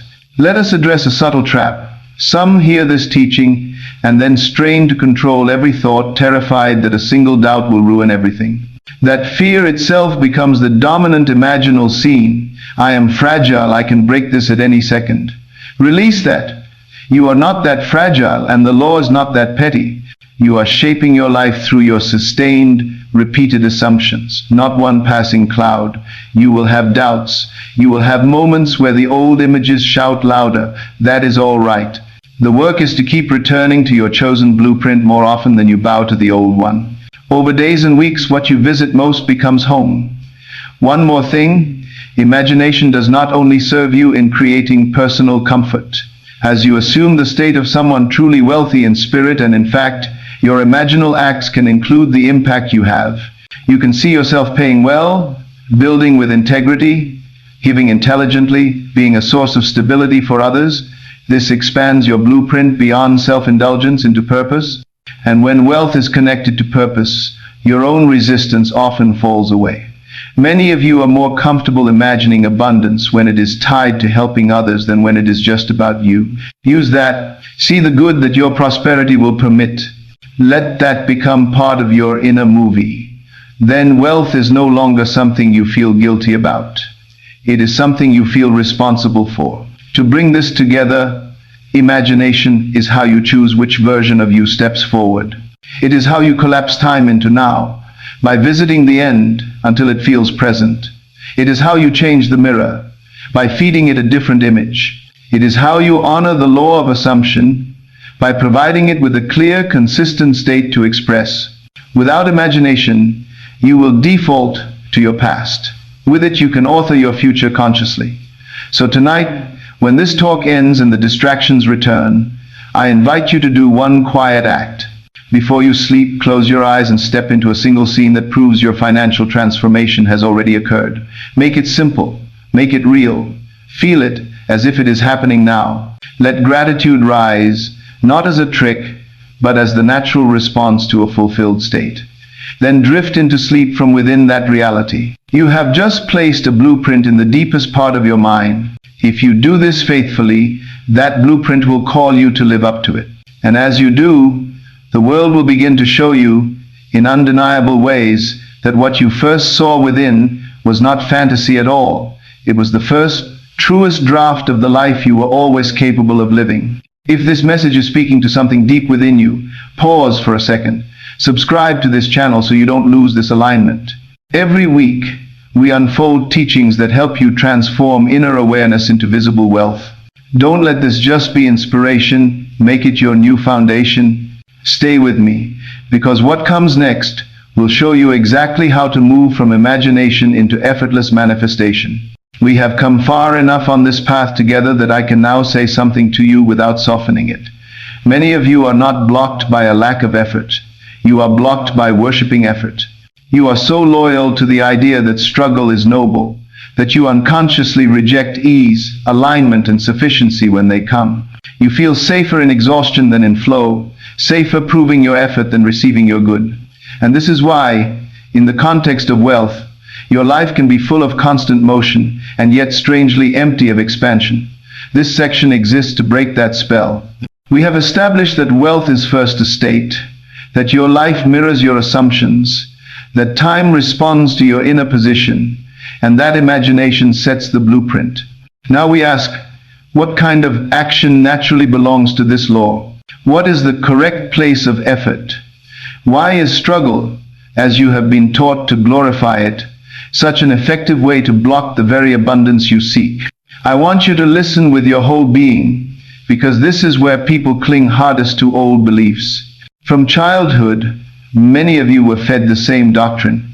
If you suffer long enough, if you grind hard enough, if you sacrifice yourself thoroughly enough, then eventually you will be rewarded. You were taught that the sheer weight of exhaustion has moral value. So when you meet a teaching that says, assume the state, align inwardly, move from knowing rather than panic, your conditioned mind hears, do nothing, be lazy. That is not what I am saying. Laziness is not alignment. Indifference is not mastery. This is not about abandoning action. It is about putting action back under the authority of state. Effort is physical, mental, emotional expenditure. Alignment is inner agreement with the outcome you claim. When you act from a state of lack, fear, and unworthiness, no matter how impressive your effort appears, it carries a vibration of I do not have, I am not yet, I am trying to prove something. That signal is what the law responds to, because the law is always reading state, not theatrics. Struggle, in the way most people live it, is not just working hard. It is forcing against your own assumptions. It is pushing from the identity of the one who is behind, inferior and excluded. It is action that argues with itself. Imagine a man trying to row upstream with all his strength, while the current of his beliefs is flowing in the opposite direction. He says, I want wealth, but beneath that he assumes, people like me never get ahead, money does not stay, I always mess things up, I am cursed. So he works 3 jobs, burns out, shouts that life is unfair. Outwardly, his effort is enormous. Inwardly, his state is screaming no. The law, obeying the state, continues to produce experiences that match defeat. Not because effort is bad, but because misaligned effort is like driving with 1 foot on the gas and 1 foot on the brake. You exhaust the engine and go nowhere. Now contrast that with someone whose inner assumption is different. She believes, I am capable of learning. I am becoming a trustworthy steward of resources. Opportunities are relevant to me. I can handle increase. From this state, she also acts. She studies, she builds, she experiments, she adjusts. She says yes and no with clarity. She may work long hours at times, but the quality of that action is different. It is not frantic self-cancellation. It is expression of a settled conviction. Her effort is not in conflict with her identity. It is an extension of it. That, my friend, is alignment. Effort plus misalignment equals struggle and sabotage. Effort plus alignment equals momentum and multiplication. The law of assumption never said do nothing. It said be first and do. You are not rewarded for suffering. You are reflected according to state. Many of you have secretly turned struggle into a superstition. You think if things come too easily, something is wrong. You say, I do not trust it, it cannot be real, I did not earn this enough. So you create complications. You overthink, overpromise, undercharge, say yes when your spirit says no. You generate tangles where there were none. Why? Because ease frightens your old identity. That identity believes it must pay in pain before it is allowed to receive. And so, without meaning to, you block wealth, you delay it, you drain it. You send it away the moment it approaches without enough drama. You mistake alignment for luck and assume luck must run out. Understand this clearly. Aligned wealth is not the absence of effort. It is effort that does not bleed you dry. It is action that feels purposeful, even when challenging, because it is not arguing with your sense of self. Struggle, in the sense we are exposing, is action contaminated by fear, by desperation, by unworthiness. It says, if I just do more, maybe life will change its mind about me. But life has no mind separate from yours. The law reflects your mind. When you grind from a story of I am not enough, I am always behind, your work becomes a ceremony of lack. You are not moving toward millions. You are circulating inside the same small narrative with more sweat. Let us be precise, because I want this to land in your daily reality. Struggle-blocked wealth looks like this: saying yes to underpaid work because you believe nothing better will come, and calling that being responsible while teaching the mirror that your time is cheap. Holding on to business models, jobs, or partnerships that exhaust you because changing feels terrifying, and then telling everyone, at least I'm hustling, while your state screams I am trapped. Overcommitting, over-delivering, never resting because you fear being seen as lazy, then resenting everyone and unconsciously pushing away opportunities that would actually elevate you. Measuring your worth by hours suffered instead of value created, then wondering why money does not respect you. Using busyness as a shield so you never have to ask From which identity am I doing all this? Notice, none of these patterns are about the task itself. Two people can do the same work. One, aligned with wealth, turns it into a stepping stone. The other, misaligned, turns it into another chain. The outer form is identical. The inner state changes everything. So how do we move from struggle to alignment practically without falling into passivity? First, you must release the belief that suffering gives you spiritual or moral credit. Pain has no inherent virtue, only awakening does. Some of your hardest seasons have been teachers, but they were never meant to become your permanent address. If you are still wearing exhaustion, chaos, and self-denial as badges of honor, you are unconsciously signaling that you prefer to be right about your struggle rather than free from it. Wealth, in the aligned sense, does not respond to self-punishment. It responds to self-recognition. Second, you must ask a braver question before you throw effort at a problem. What assumption is powering this action? If the honest answer is, I am trying to make up for feeling unworthy, I am afraid of losing everything, I do not trust life, I do not trust myself, then pause. Adding more effort on top of that state will not liberate you. It will deepen the groove. In that moment, the work is internal. Shift the assumption first. Remind yourself, I am learning. I am capable. I do not have to earn the right to exist. I am choosing to act from clarity, not panic. Breathe. Then, from that slightly higher state, decide what action actually aligns. Sometimes aligned action is the same task done with a new heart. Sometimes it is a bold no where you used to say yes. Sometimes it is raising your prices, leaving a job, restructuring your offer, clearing a debt, or simply resting to listen. Alignment may look quiet from the outside, but inwardly it is a seismic shift. You are no longer acting against yourself. Third, we must dismantle the fear that if you stop struggling, you will become inactive and nothing will happen. Look at your own nature. When you are inspired, clear, and self-respecting, is it your tendency to do nothing? No. In those states you have energy, you have ideas, you are drawn to build, to improve, to contribute. It is when you are crushed under shame and fear that you feel paralyzed. Struggle suppresses true action, alignment awakens it. When you assume the state of a millionaire before the money arrives, you start thinking as that person does. Not, how do I hustle endlessly, but what is actually worth my energy? What creates value? What can be simplified? What can be delegated? What deserves a no? This is why aligned wealth often looks like less frantic motion and more precise movement. The world may say, you are lucky. They do not see that you stop scattering yourself. You stop trying to compensate for a broken identity by doing 10 times more than needed. You chose instead to become the kind of person who expects things to work, who expects support, who expects to find the right ideas at the right time. That expectation shapes the opportunities you notice and the doors you walk through. The struggle mindset, on the other hand, secretly expects resistance, so even when a straight path appears, it doubts, complicates, or rejects it. Remember our mirror. Life repeats your inner story. If the story is nothing comes easy, your mind will feel suspicious of ease, and your behavior will sabotage it. If the story is shifting to it is allowed to be simpler because I am aligned now, then when a simple aligned opportunity comes, you will not disqualify yourself.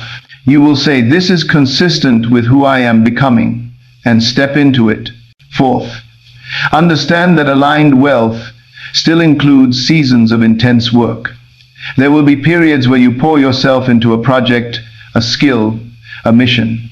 The difference is that this effort is chosen, clear, and rooted in your assumed identity, not in terror. You are not trying to buy your worth with hours. You are expressing your worth through what you build. You can feel this difference in your body. Struggle feels like contraction, tight chest, shallow breath, clenched mind, resentment. Alignment, even when tired, feels like expansion. This is heavy, but it is leading somewhere that matches me. The law of assumption works quietly here. From an aligned state, your work compounds instead of cancels. The same unit of effort yields more. Why? Because it is not being neutralized by a story of doom. It is being amplified by a story of inevitability. Of course this will bear fruit. Of course this will open doors. Because I know who I am in this. Now let us draw this back into the spine of the entire teaching, so your mind cannot separate these ideas. Your millions already exist as a potential state. The law of assumption says you must become inwardly the kind of person to whom those millions naturally belong. The mirror principle says your world will reflect that inner person. Collapsing time says stop exiling that person into someday and begin inhabiting them now. Imagination gives you the scenes to feel that reality ahead of evidence. Effort versus alignment now answers, how do I move, build and work in a way that is consistent with that person instead of in constant denial of them? Every time you force, beg, or grind from fear, you are telling life, my state is lack. So life, only able to mirror, must provide more lack. Every time you align your inner position and then act with calm, intentional effort, you tell life, my state is abundance in training, wealth in essence, stability in growth. So life is free to meet you there. Do not confuse this with entitlement. Alignment is not sitting back demanding rewards. Alignment is taking radical responsibility for your state before you demand anything from the world. It is refusing to make struggle your identity. It is saying, I can work, I can sweat, I can persist, but I refuse to do it from a story that I am cursed or unworthy. That stance alone begins to unblock what has been held back. Finally, I want to touch the part of you that is tired. The part that hears all this and says, I have already worked so hard. Are you telling me it was all wrong? No. I am telling you your effort was never the problem. Your heart has been willing. Your discipline, your sacrifice, your long nights, they are not being mocked. But now you are invited to harvest them properly by pairing them with a new assumption. Instead of using your past struggle as a prophecy of more struggle, let it testify to your capacity. Say, if I could endure that much misaligned effort, imagine what will happen when I put even half of that energy into aligned action as the person I now choose to be. Your struggle shows how powerful you already are. Alignment determines where that power flows. From this point forward, let your work be the outflow of an assumed identity, not an attempt to purchase one. Before you act, ask, is this how the wealthier, wiser, freer version of me moves? Or is this another sacrifice to the old god of unworthiness? If it is the latter, you are allowed to stop. If it is the former, step fully into it. In this way, you transform effort into a sacred instrument of the law instead of a monument to your fear. And when effort and alignment finally walk together, wealth no longer needs to be chased. It recognizes you, it sees itself in you, and comes home. The further we go together, the more one truth comes into focus. Wealth is never just about money. It is about the quality of the mind that holds it. We have spoken of assumption, of the mirror, of collapsing time, of imagination as blueprint, of the difference between struggle and alignment. Now we arrive at the environment in which all of that either flourishes or fails, the state of your inner being. Hear this clearly. Wealth flows to a relaxed mind, not a lazy mind, not a numb or careless mind, a relaxed mind, a mind that is inwardly settled, not at war with itself, a mind that has decided what is true, chosen where it stands, and no longer lives in constant argument, panic, and self-suspicion. That is the mind that can hold abundance without shattering. That is the mind that can receive opportunity without choking it. That is the mind through which assumed wealth becomes expressed wealth. When I say relaxed, I do not mean indifferent. I do not mean unbothered to the point of apathy. I mean a deep, stable inner composure that is not constantly jerked around by every invoice, notification, piece of news, or temporary fluctuation. I mean a consciousness that refuses to treat every number as a verdict on its worth.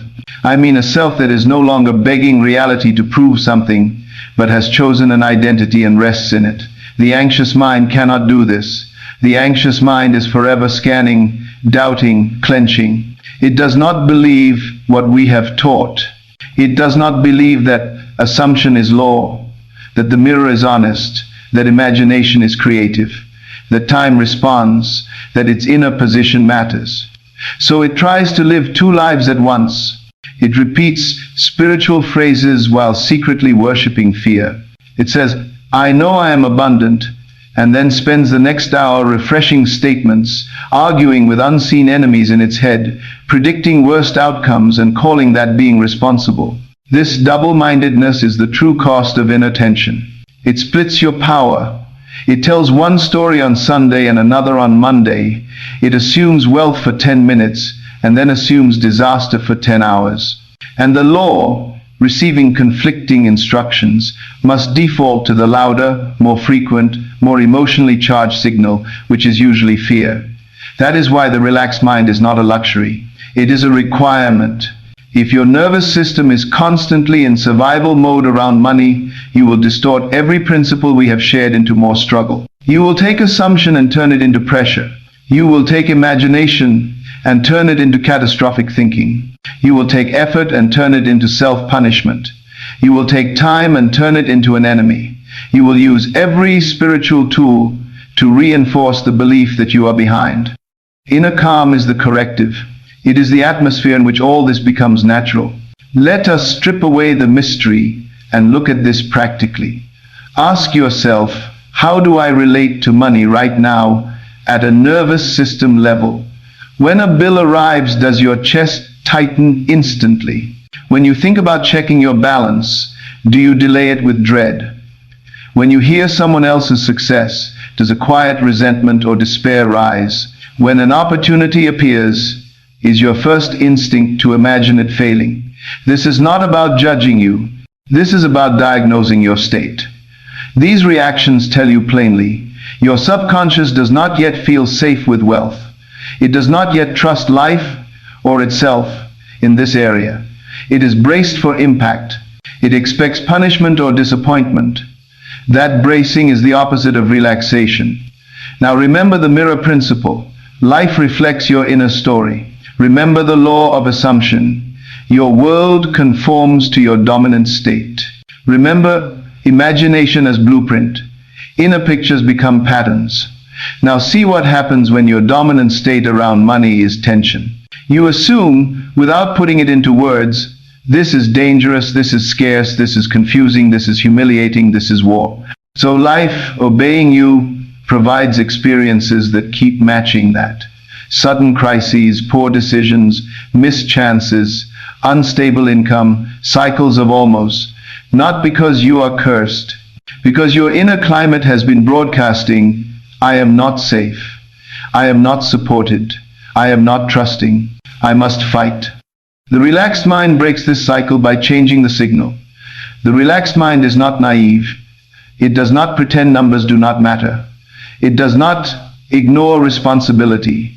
It simply refuses to merge its identity with every circumstance. It says, I am the one choosing my assumption. I am the one who decides how to interpret this moment. I will not let a temporary condition dictate my permanent self. That position creates space between you and the drama. In that space, wisdom can speak. Ideas can land. Intuition can be heard. A panicked mind cannot hear guidance. It hears only survival. That is why the relaxed mind attracts wealth more efficiently. It is not confused by noise. It is available to solutions. Imagine two people receiving the same unwelcome email, a contract delayed, a payment late, an expense due. The anxious mind spirals. Of course, it always goes wrong. I knew this would happen. I can never catch a break. They see this one event as a verdict on their identity. Their fear skyrockets. They start making desperate moves, taking on misaligned work, agreeing to poor terms, borrowing from the wrong source. They create 3 new problems trying to outrun one. Now the relaxed mind, it feels the sting. It does not deny emotion, but it does not fuse with catastrophe. It thinks, this is inconvenient, but it is not my identity. My state is abundance and capability. My assumption is that life supports me as I support myself. Let me breathe, look clearly, and ask, what is the most aligned response? From that state, they might renegotiate, pivot, make a clear decision, or even discover that another opportunity is already forming. The outer situation was the same. The inner posture determined whether it became a spiral or an adjustment. Wealth follows that posture, because the relaxed mind is the one that continues to assume, even under pressure. The anxious mind abandons its assumption at the first sign of discomfort and proves itself right about lack. People often ask, how can I be relaxed about money when my situation is intense? The answer is that you are not being asked to be relaxed about ignoring reality. You are being asked to be relaxed about who you are in reality. The calm is not everything is perfect. The calm is, regardless of appearances, I know I am not helpless. I know there are ways forward. I know fear is not my guide. I choose to respond as the version of me who is growing into wealth, not as the version who collapses. That is inner sovereignty. Calm is not the absence of waves. It is knowing you are not the wave.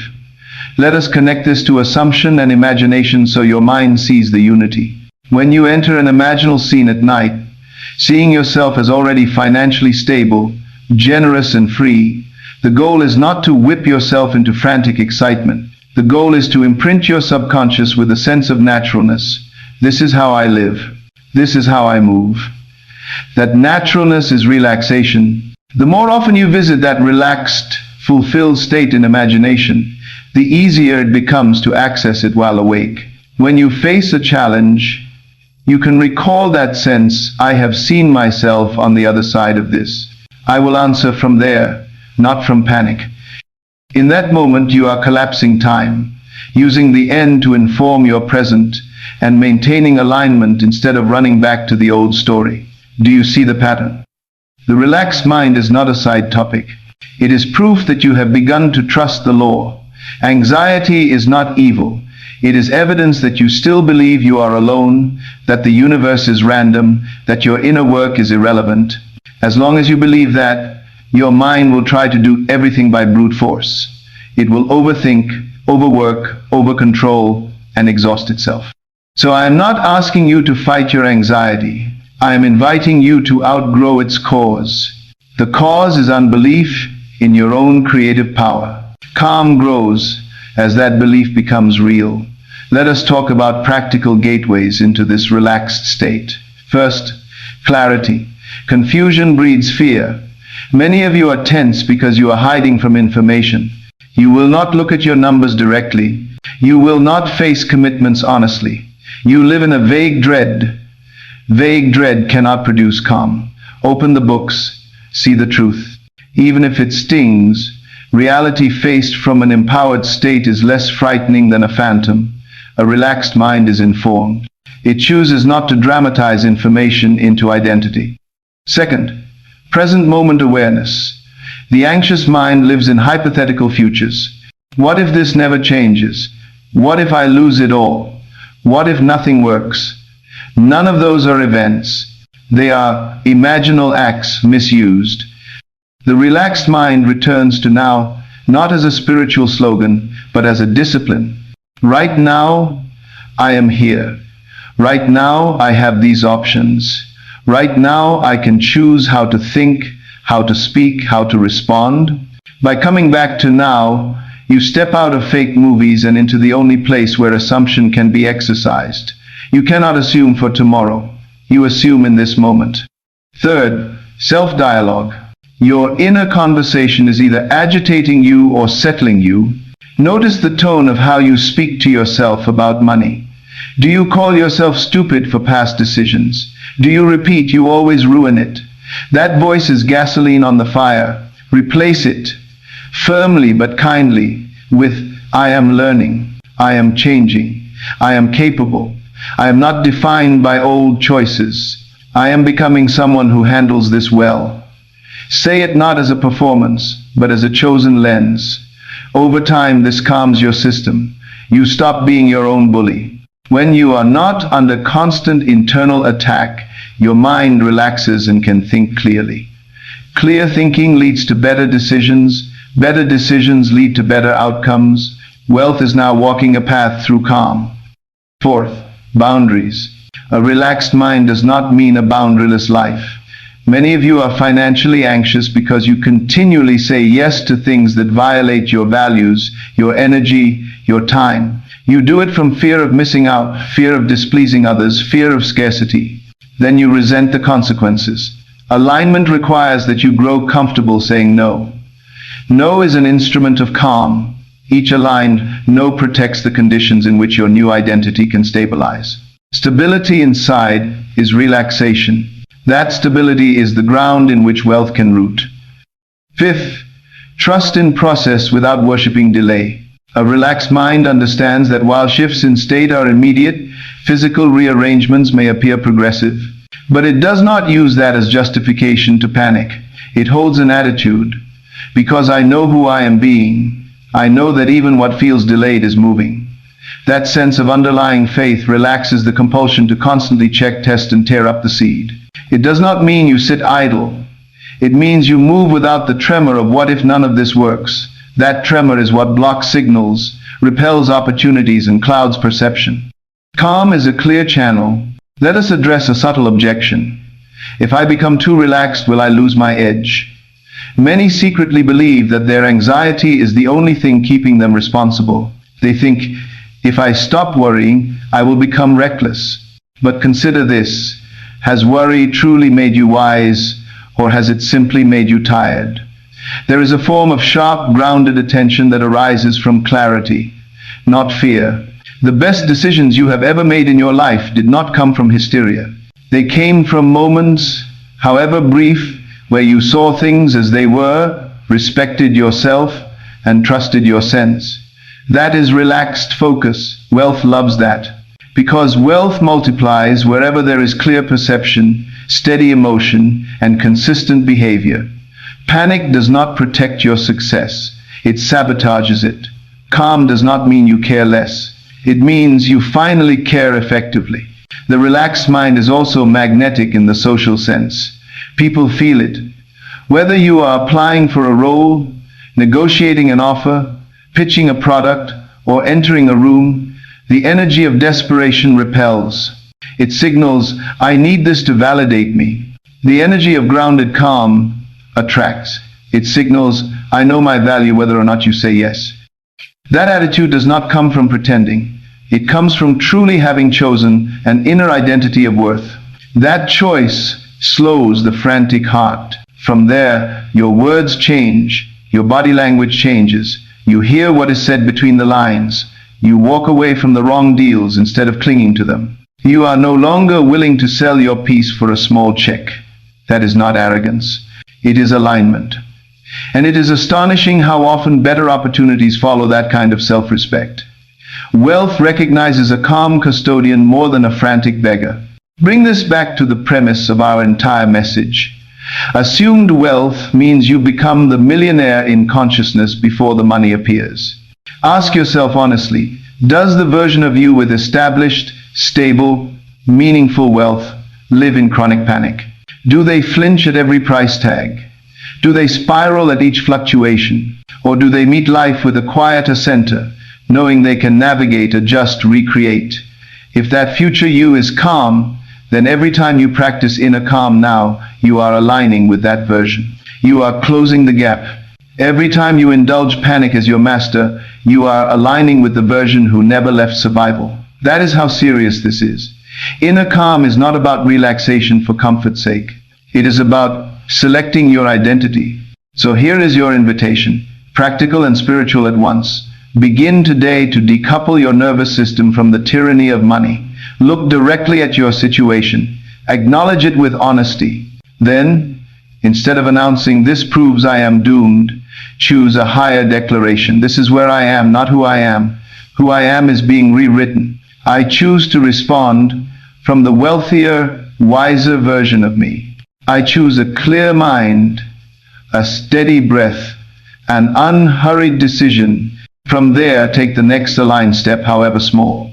Do this repeatedly and watch what happens. Loans are negotiated more intelligently. New work is perceived where previously you saw none. People begin to mirror your steadiness. You finally follow through on the ideas you used to talk yourself out of. Money no longer feels like an uncontrollable storm. It becomes something you can speak to, guide, direct, not because you control the world, but because you command yourself. A relaxed mind is a commanded mind, and a commanded mind is a natural home for wealth. As we move next into gratitude and embodiment, understand this section as the hinge. Without inner calm, gratitude is strained and fake. With inner calm, gratitude becomes natural. Without inner calm, embodiment of wealth is performance. With inner calm, embodiment is simply being. Your wealth wants a safe house to live in. Build that house in your consciousness, grounded, clear, unshaken. The more you dwell there, the more natural it becomes for abundance to find, enter, and remain with you. You have come far enough with this message that I can now confront the most subtle form of control that is slowing your wealth, strangling your peace, and insulting the very law you are trying to use. You say you believe that assumption creates. You say you accept that your inner state is cause. You say you understand that imagination is the blueprint and that wealth begins as identity. Yet underneath all of that, your mind is still obsessing over one thing: how? How will it come? Through which person? Through what business? On what date? In what sequence? Through which platform? With what strategy? You do not realize that this obsession with the mechanism is one of the strongest ways you delay the manifestation of what you claim is already yours. Tonight I want to take that burden off your shoulders, not with sentiment, but with law. Letting go of the how is not mystical vagueness. It is alignment with how creation actually works. It is respect for the limits of your conscious mind and trust in the unseen intelligence that has always been moving beneath your life. If you cling to the how, you reduce the infinite to your narrow past. If you insist on mapping every step, you cut off the very paths that could have delivered your desire faster, cleaner, and greater than you planned. The same mind that helped create your current constraints is not qualified to dictate the only acceptable route to your freedom. Its role is to choose the end, assume the state, and respond faithfully to the opportunities that arise, not to bully life into following a script. The law of assumption is clear. What you occupy within must externalize. The mirror principle is clear. Your world arranges itself to reflect your state. Imagination as blueprint is clear. The picture you hold with feeling becomes pattern. Effort and alignment are clear. Your action must match your assumed identity, not your fear. The relaxed mind is clear. Wealth flows into inner calm, not panic. Letting go of the how is the natural expression of all of this. If you truly believe the law works, why are you still trying to micromanage the universe? The answer is simple and honest. You are afraid. You are afraid that if you do not control the path, nothing will happen. That fear reveals that your faith has been more in your worry than in the wisdom that sustains galaxies. It is time to reverse that. Let us be very practical. When you cling to the how, three things happen immediately. First, you narrow your perception. You become so fixated on one imagined route that you do not recognize the door that actually opens. A person reaches out with an invitation that does not match your mental picture, so you dismiss it. A small idea lands that feels too modest compared to the grand scheme you invented, so you ignore it. A necessary detour appears that your ego finds inconvenient, so you resist it. You call this discernment. Often, it is blindness. You are married to the method and divorced from the essence. Second, you create resistance. The constant questioning of how will it work? What if it does not? What if I choose wrong? Generates tension, and tension is a signal of doubt. Doubt is a state. The law does not respond to the words "I trust." It responds to the feeling behind them. If you habitually return to fear about the mechanics, you are feeding the assumption that your desire is uncertain, fragile, unlikely. That sabotages the inner conviction you are trying to build. Third, you turn this sacred process into another performance of unworthiness. You secretly believe that if you can figure out the perfect plan, you will finally be safe. So you worship strategy, obsess over tactics, binge knowledge, compare blueprints, rewrite lists, and feel temporarily powerful while doing none of the one thing that matters. Assuming the end with stability, you replace faith with frantic analysis and then complain that manifestation does not work. The problem is not the law. The problem is that you are still trying to play God at the level of method instead of at the level of being. To let go of the how is to put each power back in its correct place. The unseen intelligence, the deeper wisdom, the field of connection that moves people, ideas, and events will handle the orchestration. Your part is selection and embodiment. You select the end. You inhabit the state. You live as the one for whom that outcome is natural. You keep your inner conversation loyal to that decision. You remain available, observant, willing to respond. That is all. Someone will say, "But I need a plan." Are you telling me to just sit and wait? No. I am telling you to stop worshipping plans as your savior and begin letting them arise from a chosen identity. When a general has decided the war is won, he will still form strategies, but those strategies are now informed by a conviction of victory, not by terror. Similarly, when you decide in consciousness, "I am becoming, and I am now, the kind of person for whom millions are appropriate," you will be moved to act. Ideas will come, conversations will unfold, interests will sharpen. You will be drawn to specific learning, specific moves, that is inspired strategy flowing from state. The difference is that you are not demanding that life obey your first draft. You are cooperating with a greater logic than your limited history. To illustrate this, let us make it tangible. There is a man who decides he wants to be wealthy. He hears about online business, real estate, crypto, trading, a dozen vehicles, and he becomes obsessed with finding the golden road. Every day his mind races. Maybe it will be this, no that, I must know. I must choose correctly. If I choose wrong, I am doomed. He never commits deeply to any inner state. He does not actually see himself as wealthy. He sees himself as a gambler trying not to lose.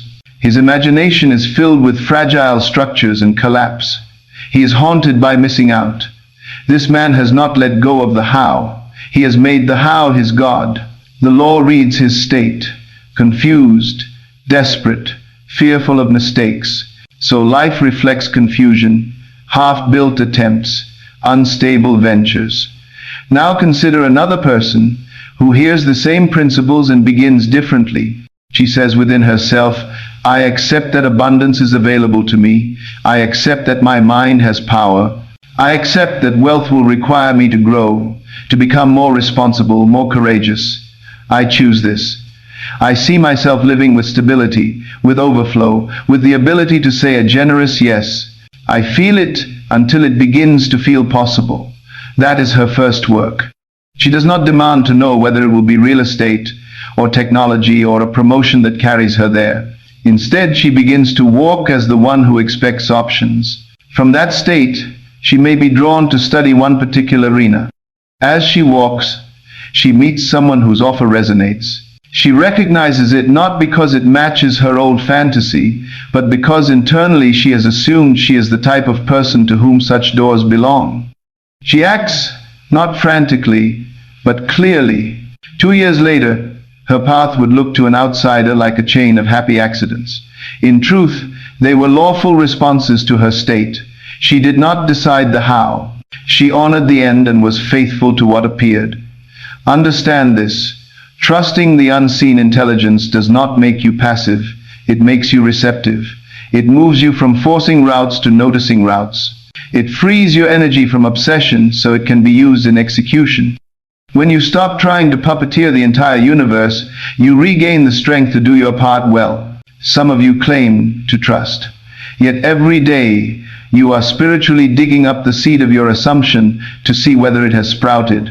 You say, "I am wealthy in consciousness," and then you march straight back to, "But what if nothing is happening? What if I chose the wrong niche? What if the market is bad?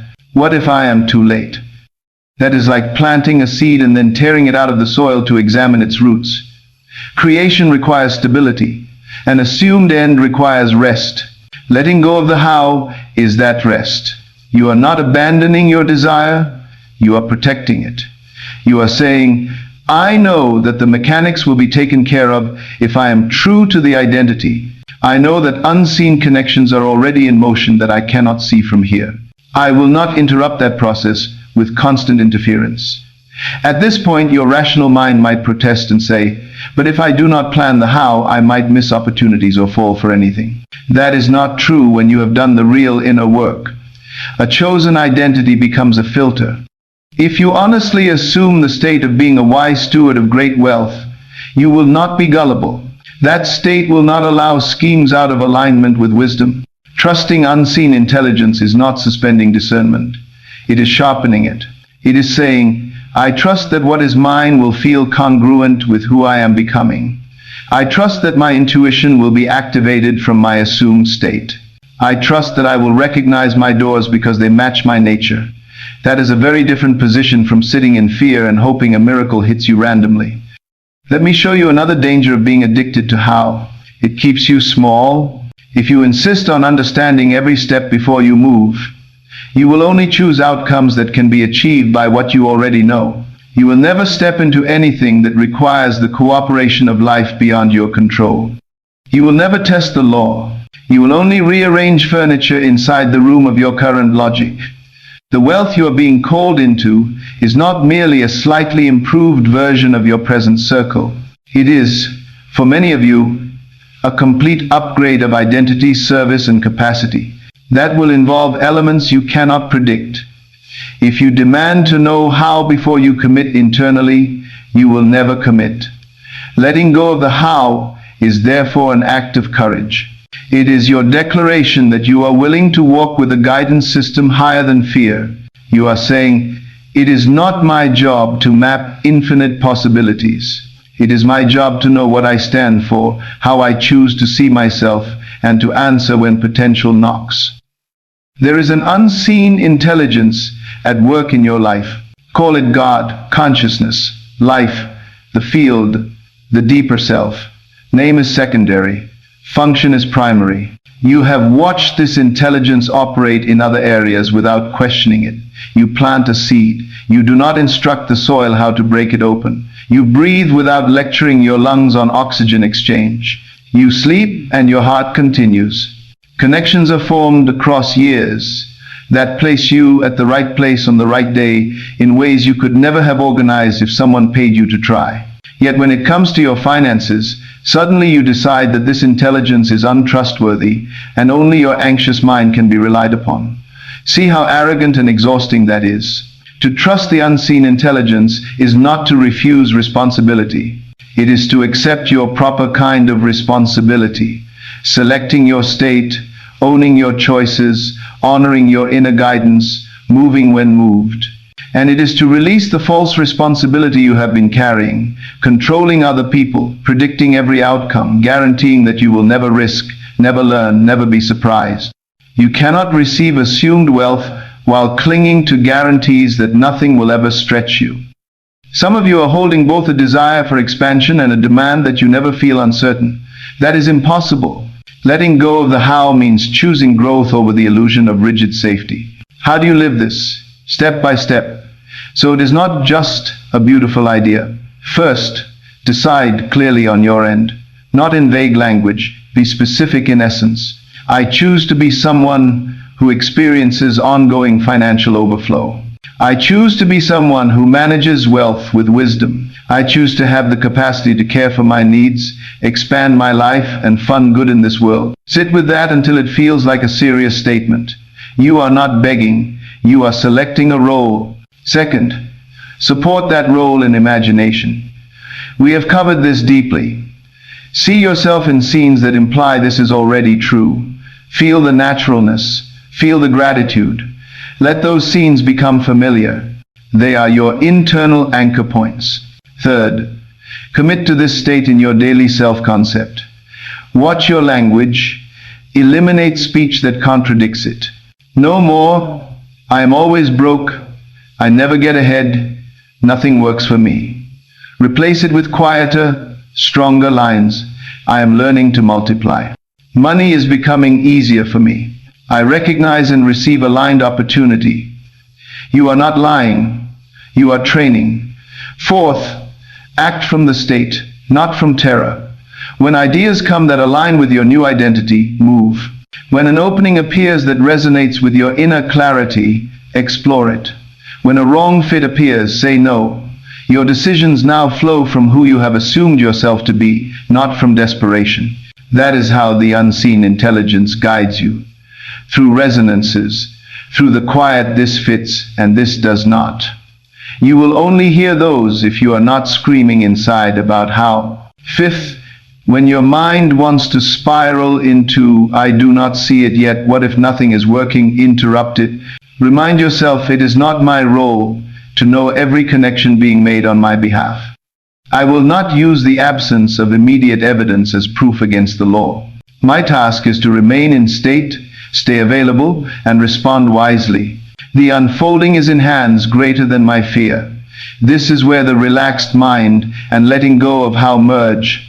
You are withdrawing permission from panic to sit in the director's chair. You are giving that seat back to the deeper intelligence that sees more than you do. Finally, understand this. When the wealth arrives, when the path that unfolded makes sense in hindsight, you will see how unqualified you were to dictate the details in advance. You will see that if life had obeyed the script your frightened mind wrote, you would have settled for less, waited longer, or lost yourself. So begin honoring that wisdom now, before the retrospective clarity. Letting go of the how is an advanced form of self-respect. It is you acknowledging, I am more than this anxious planner. I am an extension of a wisdom that knows where to send me, who to bring to me, and how to weave it all into good. This entire teaching, Assumed Wealth, is about becoming the millionaire before the money arrives. The true millionaire within does not torture themselves with every pathway. They are clear on who they are, what they value, and what they are moving toward. They let strategies evolve. They let collaborations change. They let routes appear and disappear, but they do not surrender their inner ground. That is your assignment now. Choose the end. Assume the identity. Calm the mind. Release the obsession with how. Walk in readiness. Let the unseen intelligence do the heavy lifting it was always designed to do. And as it does, you will discover something profound. The path that brings your wealth will not only surprise you, it will also reveal to you a larger, wiser, freer version of yourself than the one who once believed they had to control everything just to survive. Gratitude, my friend, is not manners. It is not a polite sentence you tack on at the end of a prayer or a journal entry. Gratitude, understood correctly, is proof. It is the living evidence that your inner man has already received what your outer world has not yet caught up to. And until you understand that, you will treat gratitude as a technique and wonder why nothing really shifts. We have walked through the foundations together. We have said your millions already exist now as a real potential. We have said the law of assumption, not luck, governs your reality. We have said life is a mirror that repeats your inner story.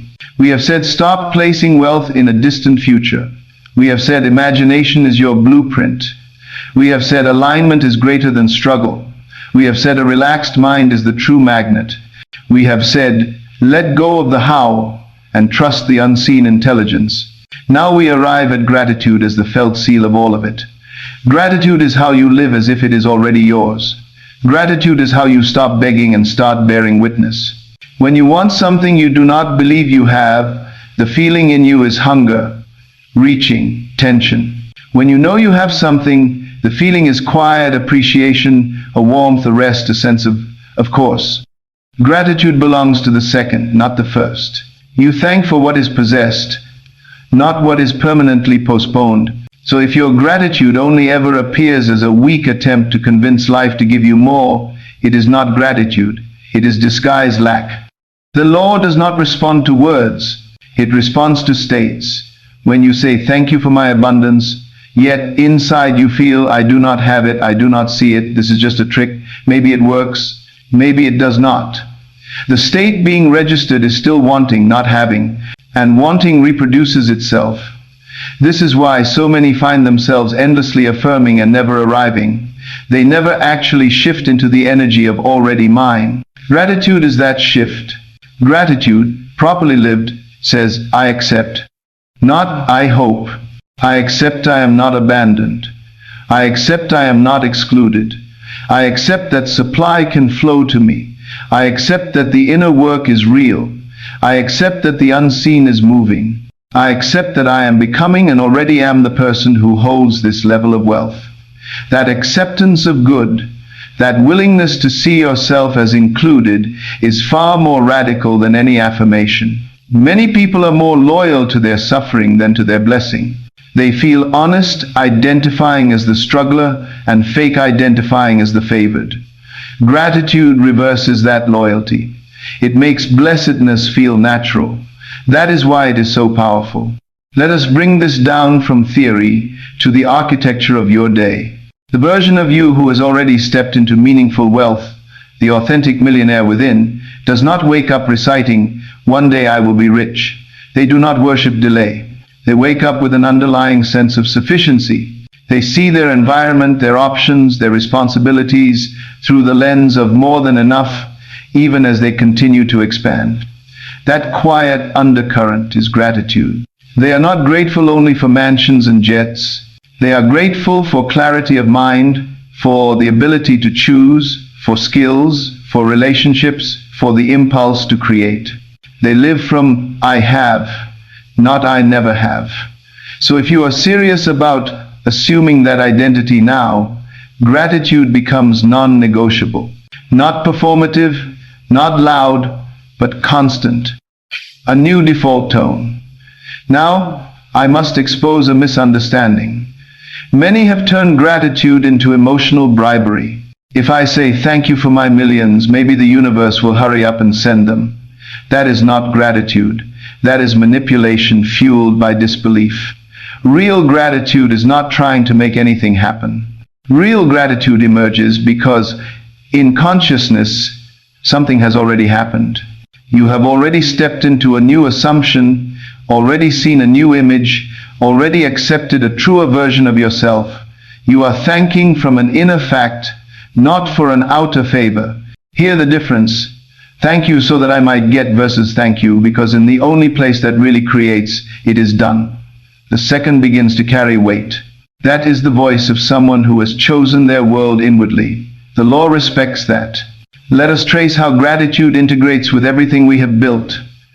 The law of assumption says you must feel the wish fulfilled.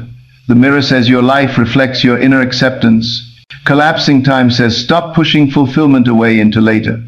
Imagination gives you the scene in which you already are the one you wish to be. Letting go of the how says stop interrogating the path. What, then, is gratitude in this context? Gratitude is the emotional signature of the fulfilled state. It is how that inner reality feels. When you imagine logging into your accounts and seeing abundance, pay attention. The feeling underneath the numbers is relief, safety, possibility, generosity. That feeling, if you accept it as now, naturally expresses as gratitude. So when you practice gratitude, you are stabilizing that state. You are telling the mirror, this is my new normal. But you must do it honestly. You must be willing to feel grateful before the number changes. That is where most people step back. They say, I will be grateful when it shows up. Until then, I am cautious. They think this is being realistic. It is being bound by appearances. The law asks the opposite. Be inwardly what you would be then, now. If the real you with millions would have a softened heart, a thankful awareness of your journey, a sense of partnership with life, then cultivate that now, not as decor, but as truth. You cannot expect the experience of having while insisting on the emotional posture of absence. Let me show you how practical this is. Imagine your current conditions. Maybe your account is modest, maybe debts exist, maybe your environment does not yet display the abundance you are choosing. In that reality, the old self says, look at this. There is no reason to feel thankful about money. When things change, then I will feel better. That reaction reinforces the belief that your inner state is a slave to numbers. It keeps you in the loop. Now watch the assumed wealth self. They look at the same facts and think differently. I see this, but I also see how far I have come in awareness. I see that I am no longer blind.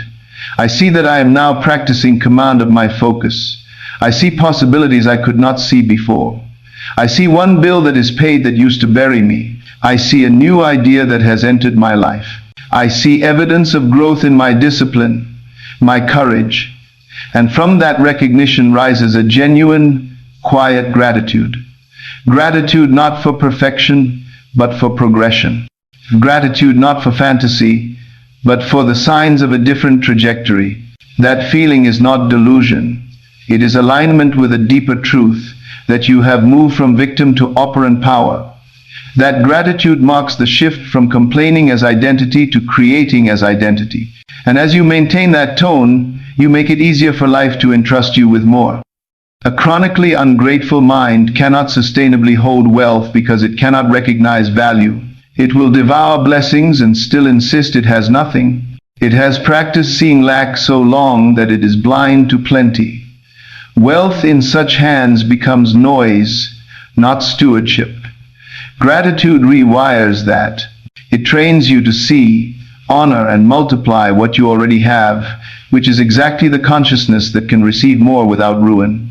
Think of someone who constantly curses their job, their clients, their skills, their current opportunities, saying, "This is nothing, this is worthless, this is beneath me." They believe they are being ambitious. Often they are being blind. If you despise the seed, you are not ready for the forest.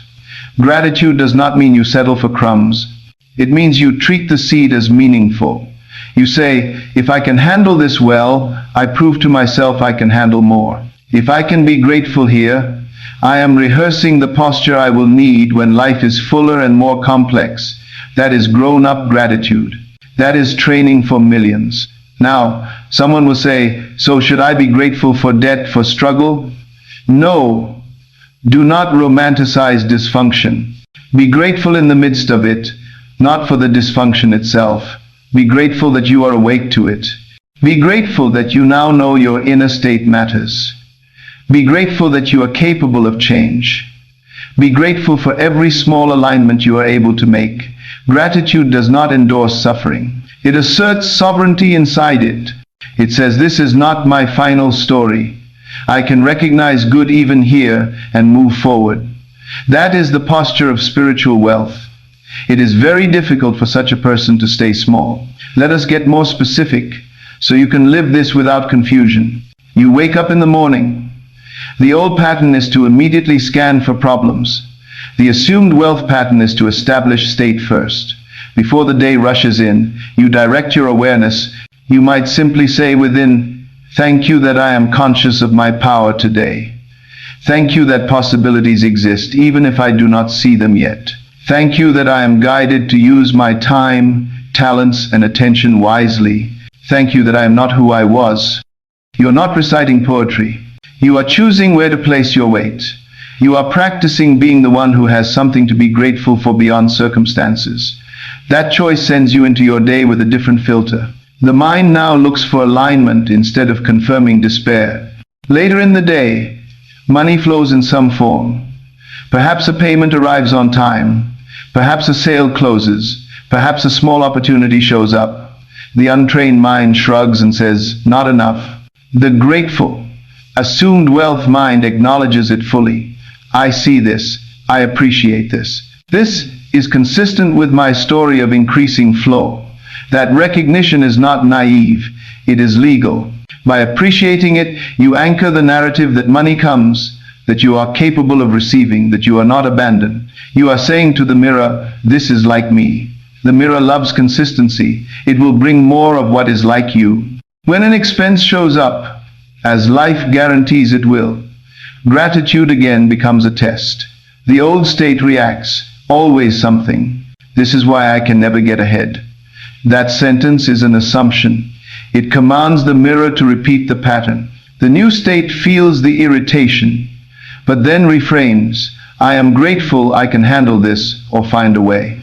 I am grateful this bill represents a service, a roof, a connection.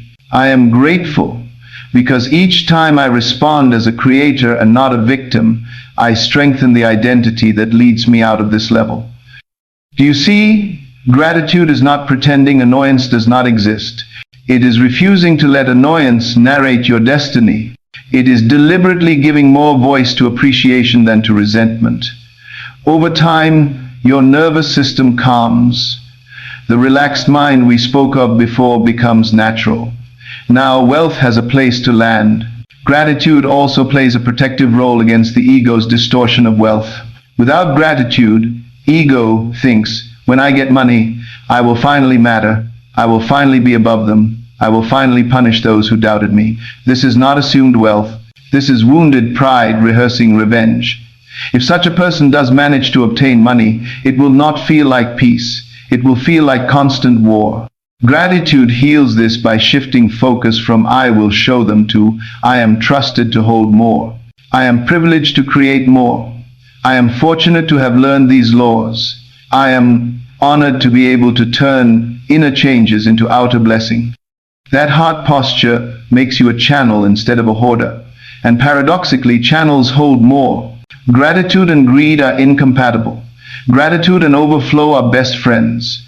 Some of you hesitate with all of this because you are afraid gratitude will make you complacent. You think, if I am too grateful now, I will lose my drive. That is only true if your drive is built entirely on self-hatred and fear. Then, of course, loving yourself will weaken that sick motivation. But our aim is not to keep you fueled by self-disgust. Our aim is to transfer your engine from desperation to vision. The person who is truly grateful, who feels that they are already on the path of purpose and provision, does not become passive. They become clearer. They stop chasing every shiny object. They honor what is in front of them. They act with integrity. They protect their mind. They build long-term. That is not complacency. That is power. Gratitude stabilizes you so you can build without burning out. Tie this now to the deepest structure of this teaching. Assumed wealth means I step into identity first. Living as if it is already yours does not mean reckless spending or pretending bills do not exist. It means embodying the emotional, mental, and spiritual qualities of your fulfilled self. That self is not panicked, not jealous, not perpetually empty. That self is rooted. That rootedness expresses as gratitude. Gratitude is therefore the day-to-day way you live in the end. A mind that has received lives differently.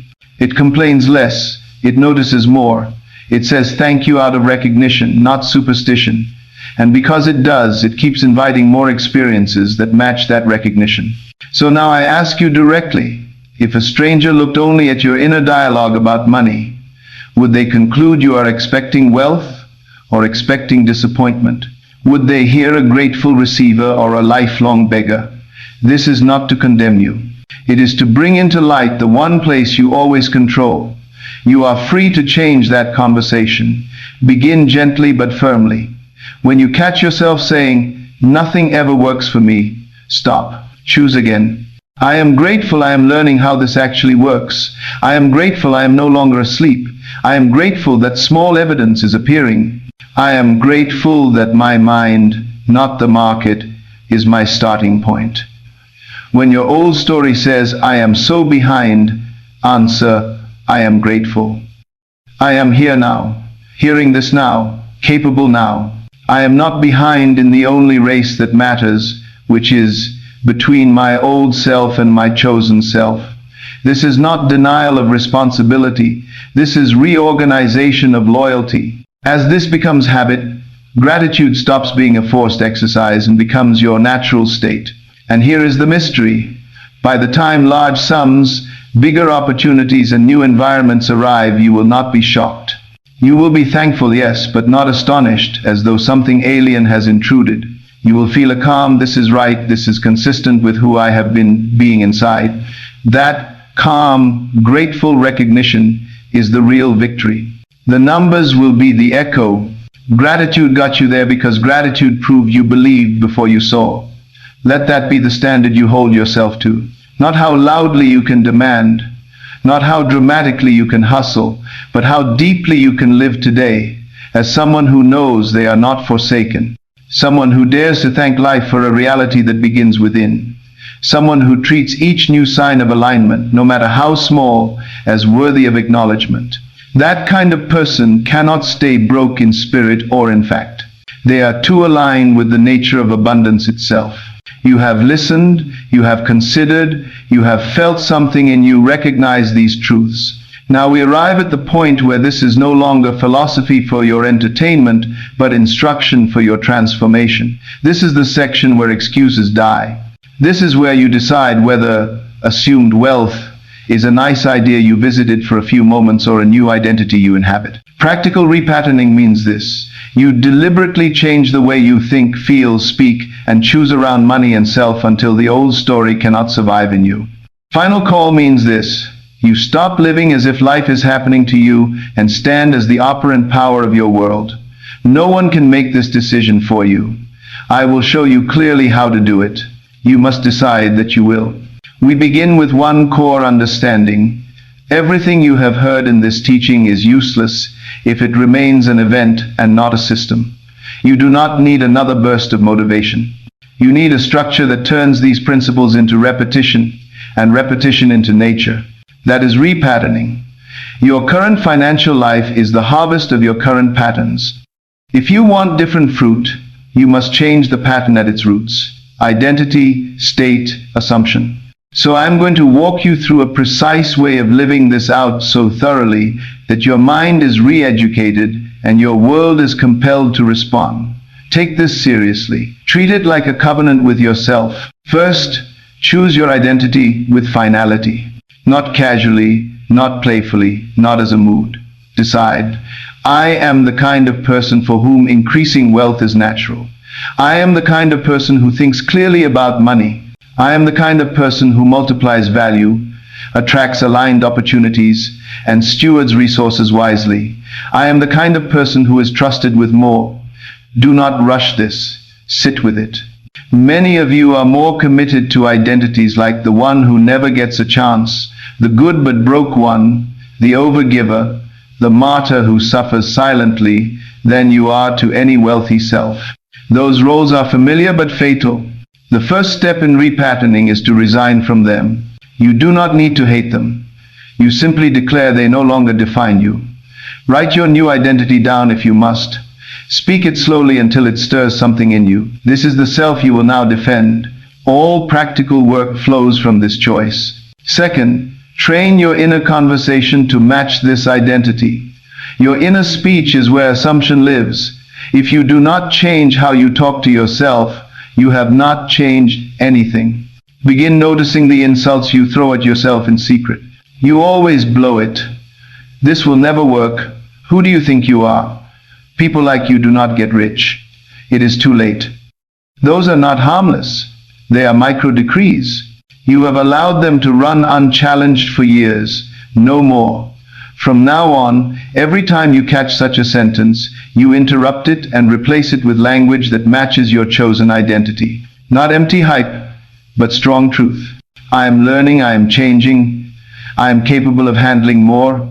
I expect money to move toward me as I move wisely. I am not excluded from abundance. It is safe for me to grow. At first this feels mechanical. Persist anyway. Your subconscious accepts what is repeated with feeling. Every corrected inner sentence is a brick in the new pattern. You are not allowed to casually curse your own future anymore. That price is too high. Third, use imagination deliberately, daily, as rehearsal of your new normal, not random daydreaming, but specific end scenes that imply your wealth is already integrated into your life.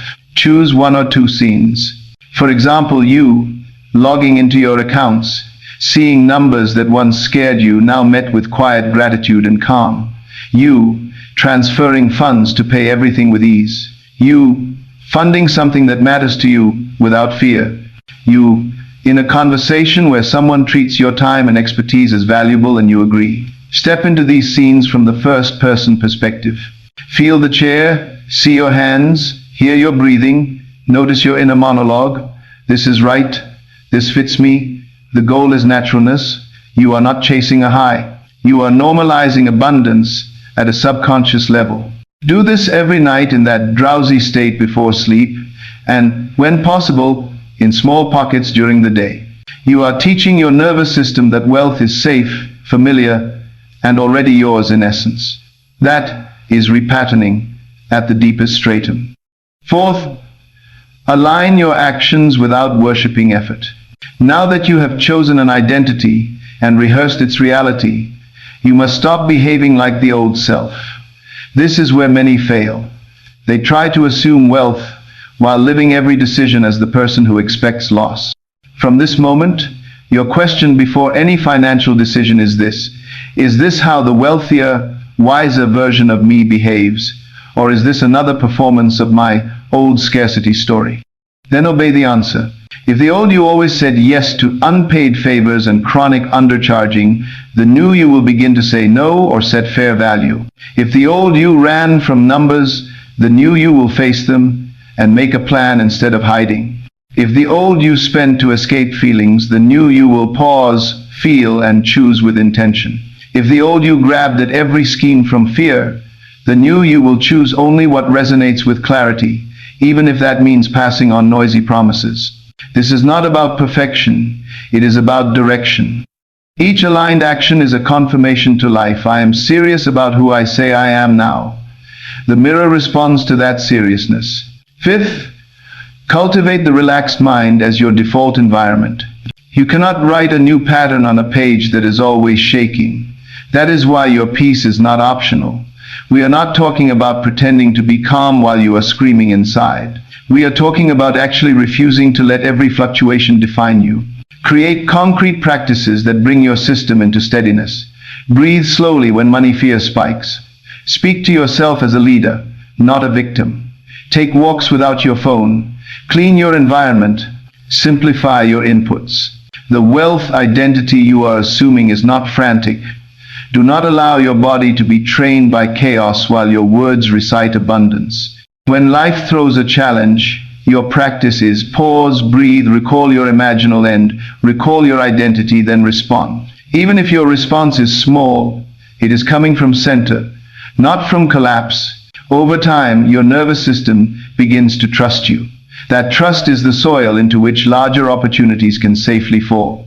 Sixth, surrender the how, daily, as an act of disciplined trust. This is where the repatterning becomes spiritual maturity. Your old self tries to control every route because it secretly believes nothing and no one is working for its good.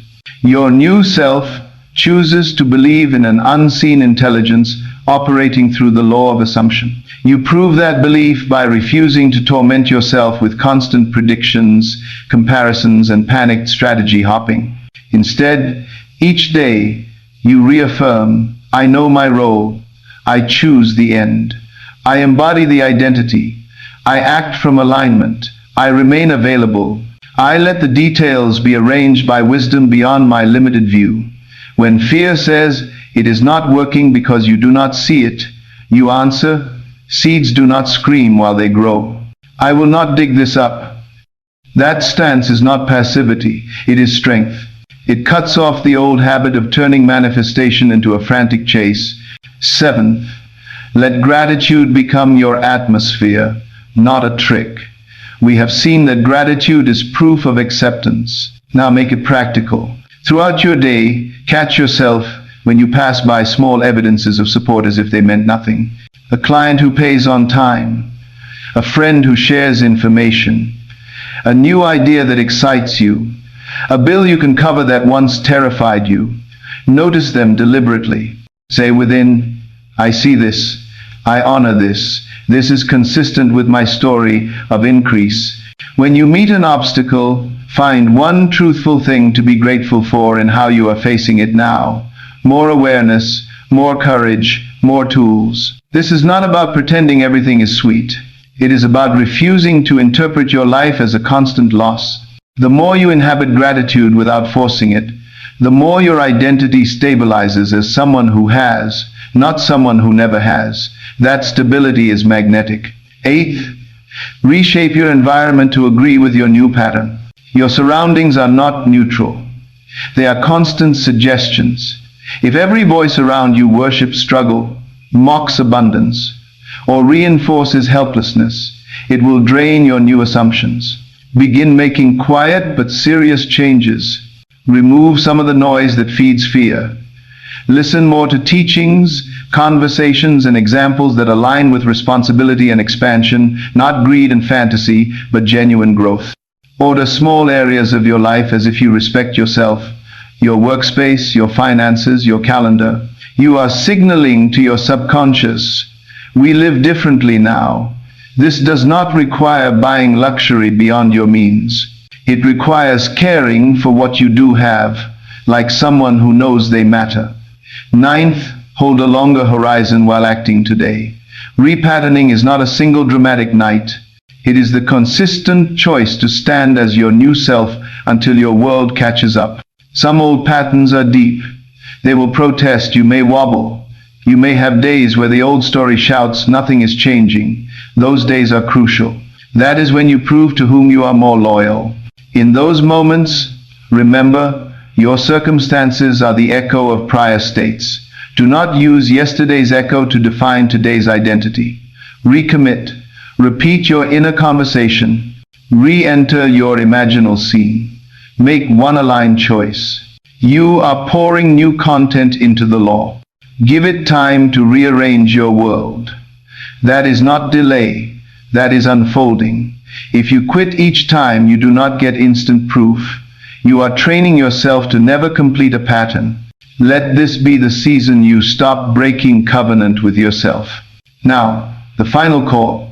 Not in theory, in plain words, you have two paths before you. They are not rich and poor. They are not lucky and unlucky. They are not spiritual and practical. They are consciousness asleep and consciousness awake. On one path, you continue as you were. You let your state be dictated by numbers, opinions, and fears. You treat money as master and yourself as servant. You chase strategies without ever changing the self that is running them. You complain. You dabble. You abandon your inner work the moment it is tested. That path is crowded, noisy, and predictable. It leads to more of what you already know. On the other path, you accept once and for all that you are the operant power in your world. That your assumptions are not background noise but living commands. That your imagination is not childish but creative. That wealth is a state first, a number second. That struggle without alignment is self-betrayal. That a relaxed mind and surrendered how are not luxuries but laws. That gratitude is not decoration but proof. On this path you stop worshipping your wounds. You stop telling the story of how impossible it is. You stop arguing for your limitations more fiercely than you argue for your potential. You stop postponing your decision until you feel ready. You stand up inside yourself as someone who is done handing their power to circumstances. That is the call. And it is not romantic. It is precise.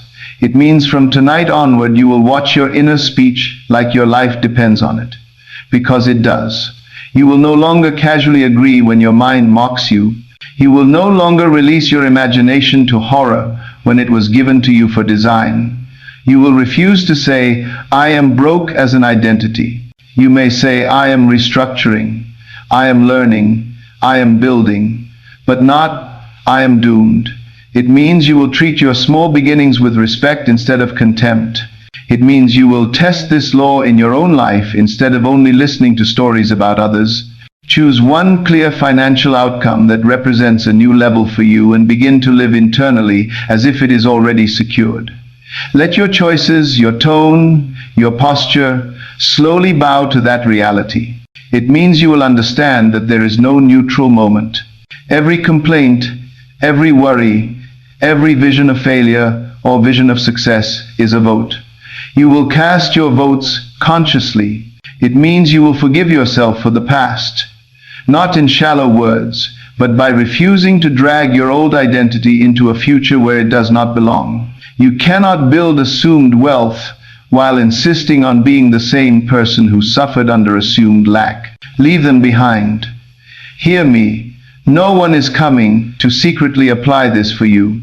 No algorithm, no mentor, no partner can become your inner operant power. They can mirror what you accept, but they cannot assume for you. This is the holy responsibility and the great news, because it means that from any condition, at any age, with any history, you may begin. The gate is not locked from the outside. It is held shut from within by the stories you still protect. Let them go. Replace them with the story you are willing to live relentlessly. As we close this journey, I invite you to make a simple but absolute decision.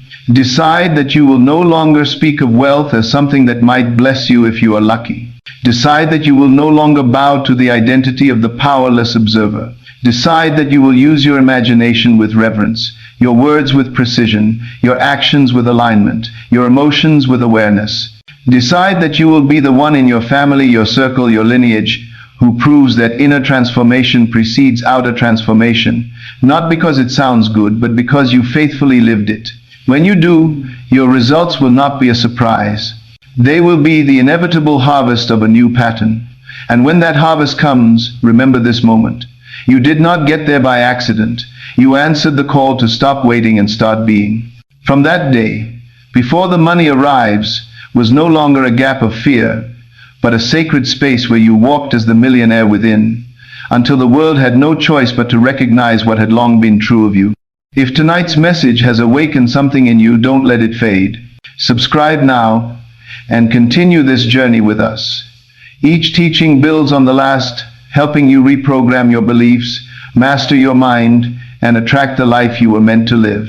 Share this message with someone ready to remember their power. And until next time, live as if it's already yours.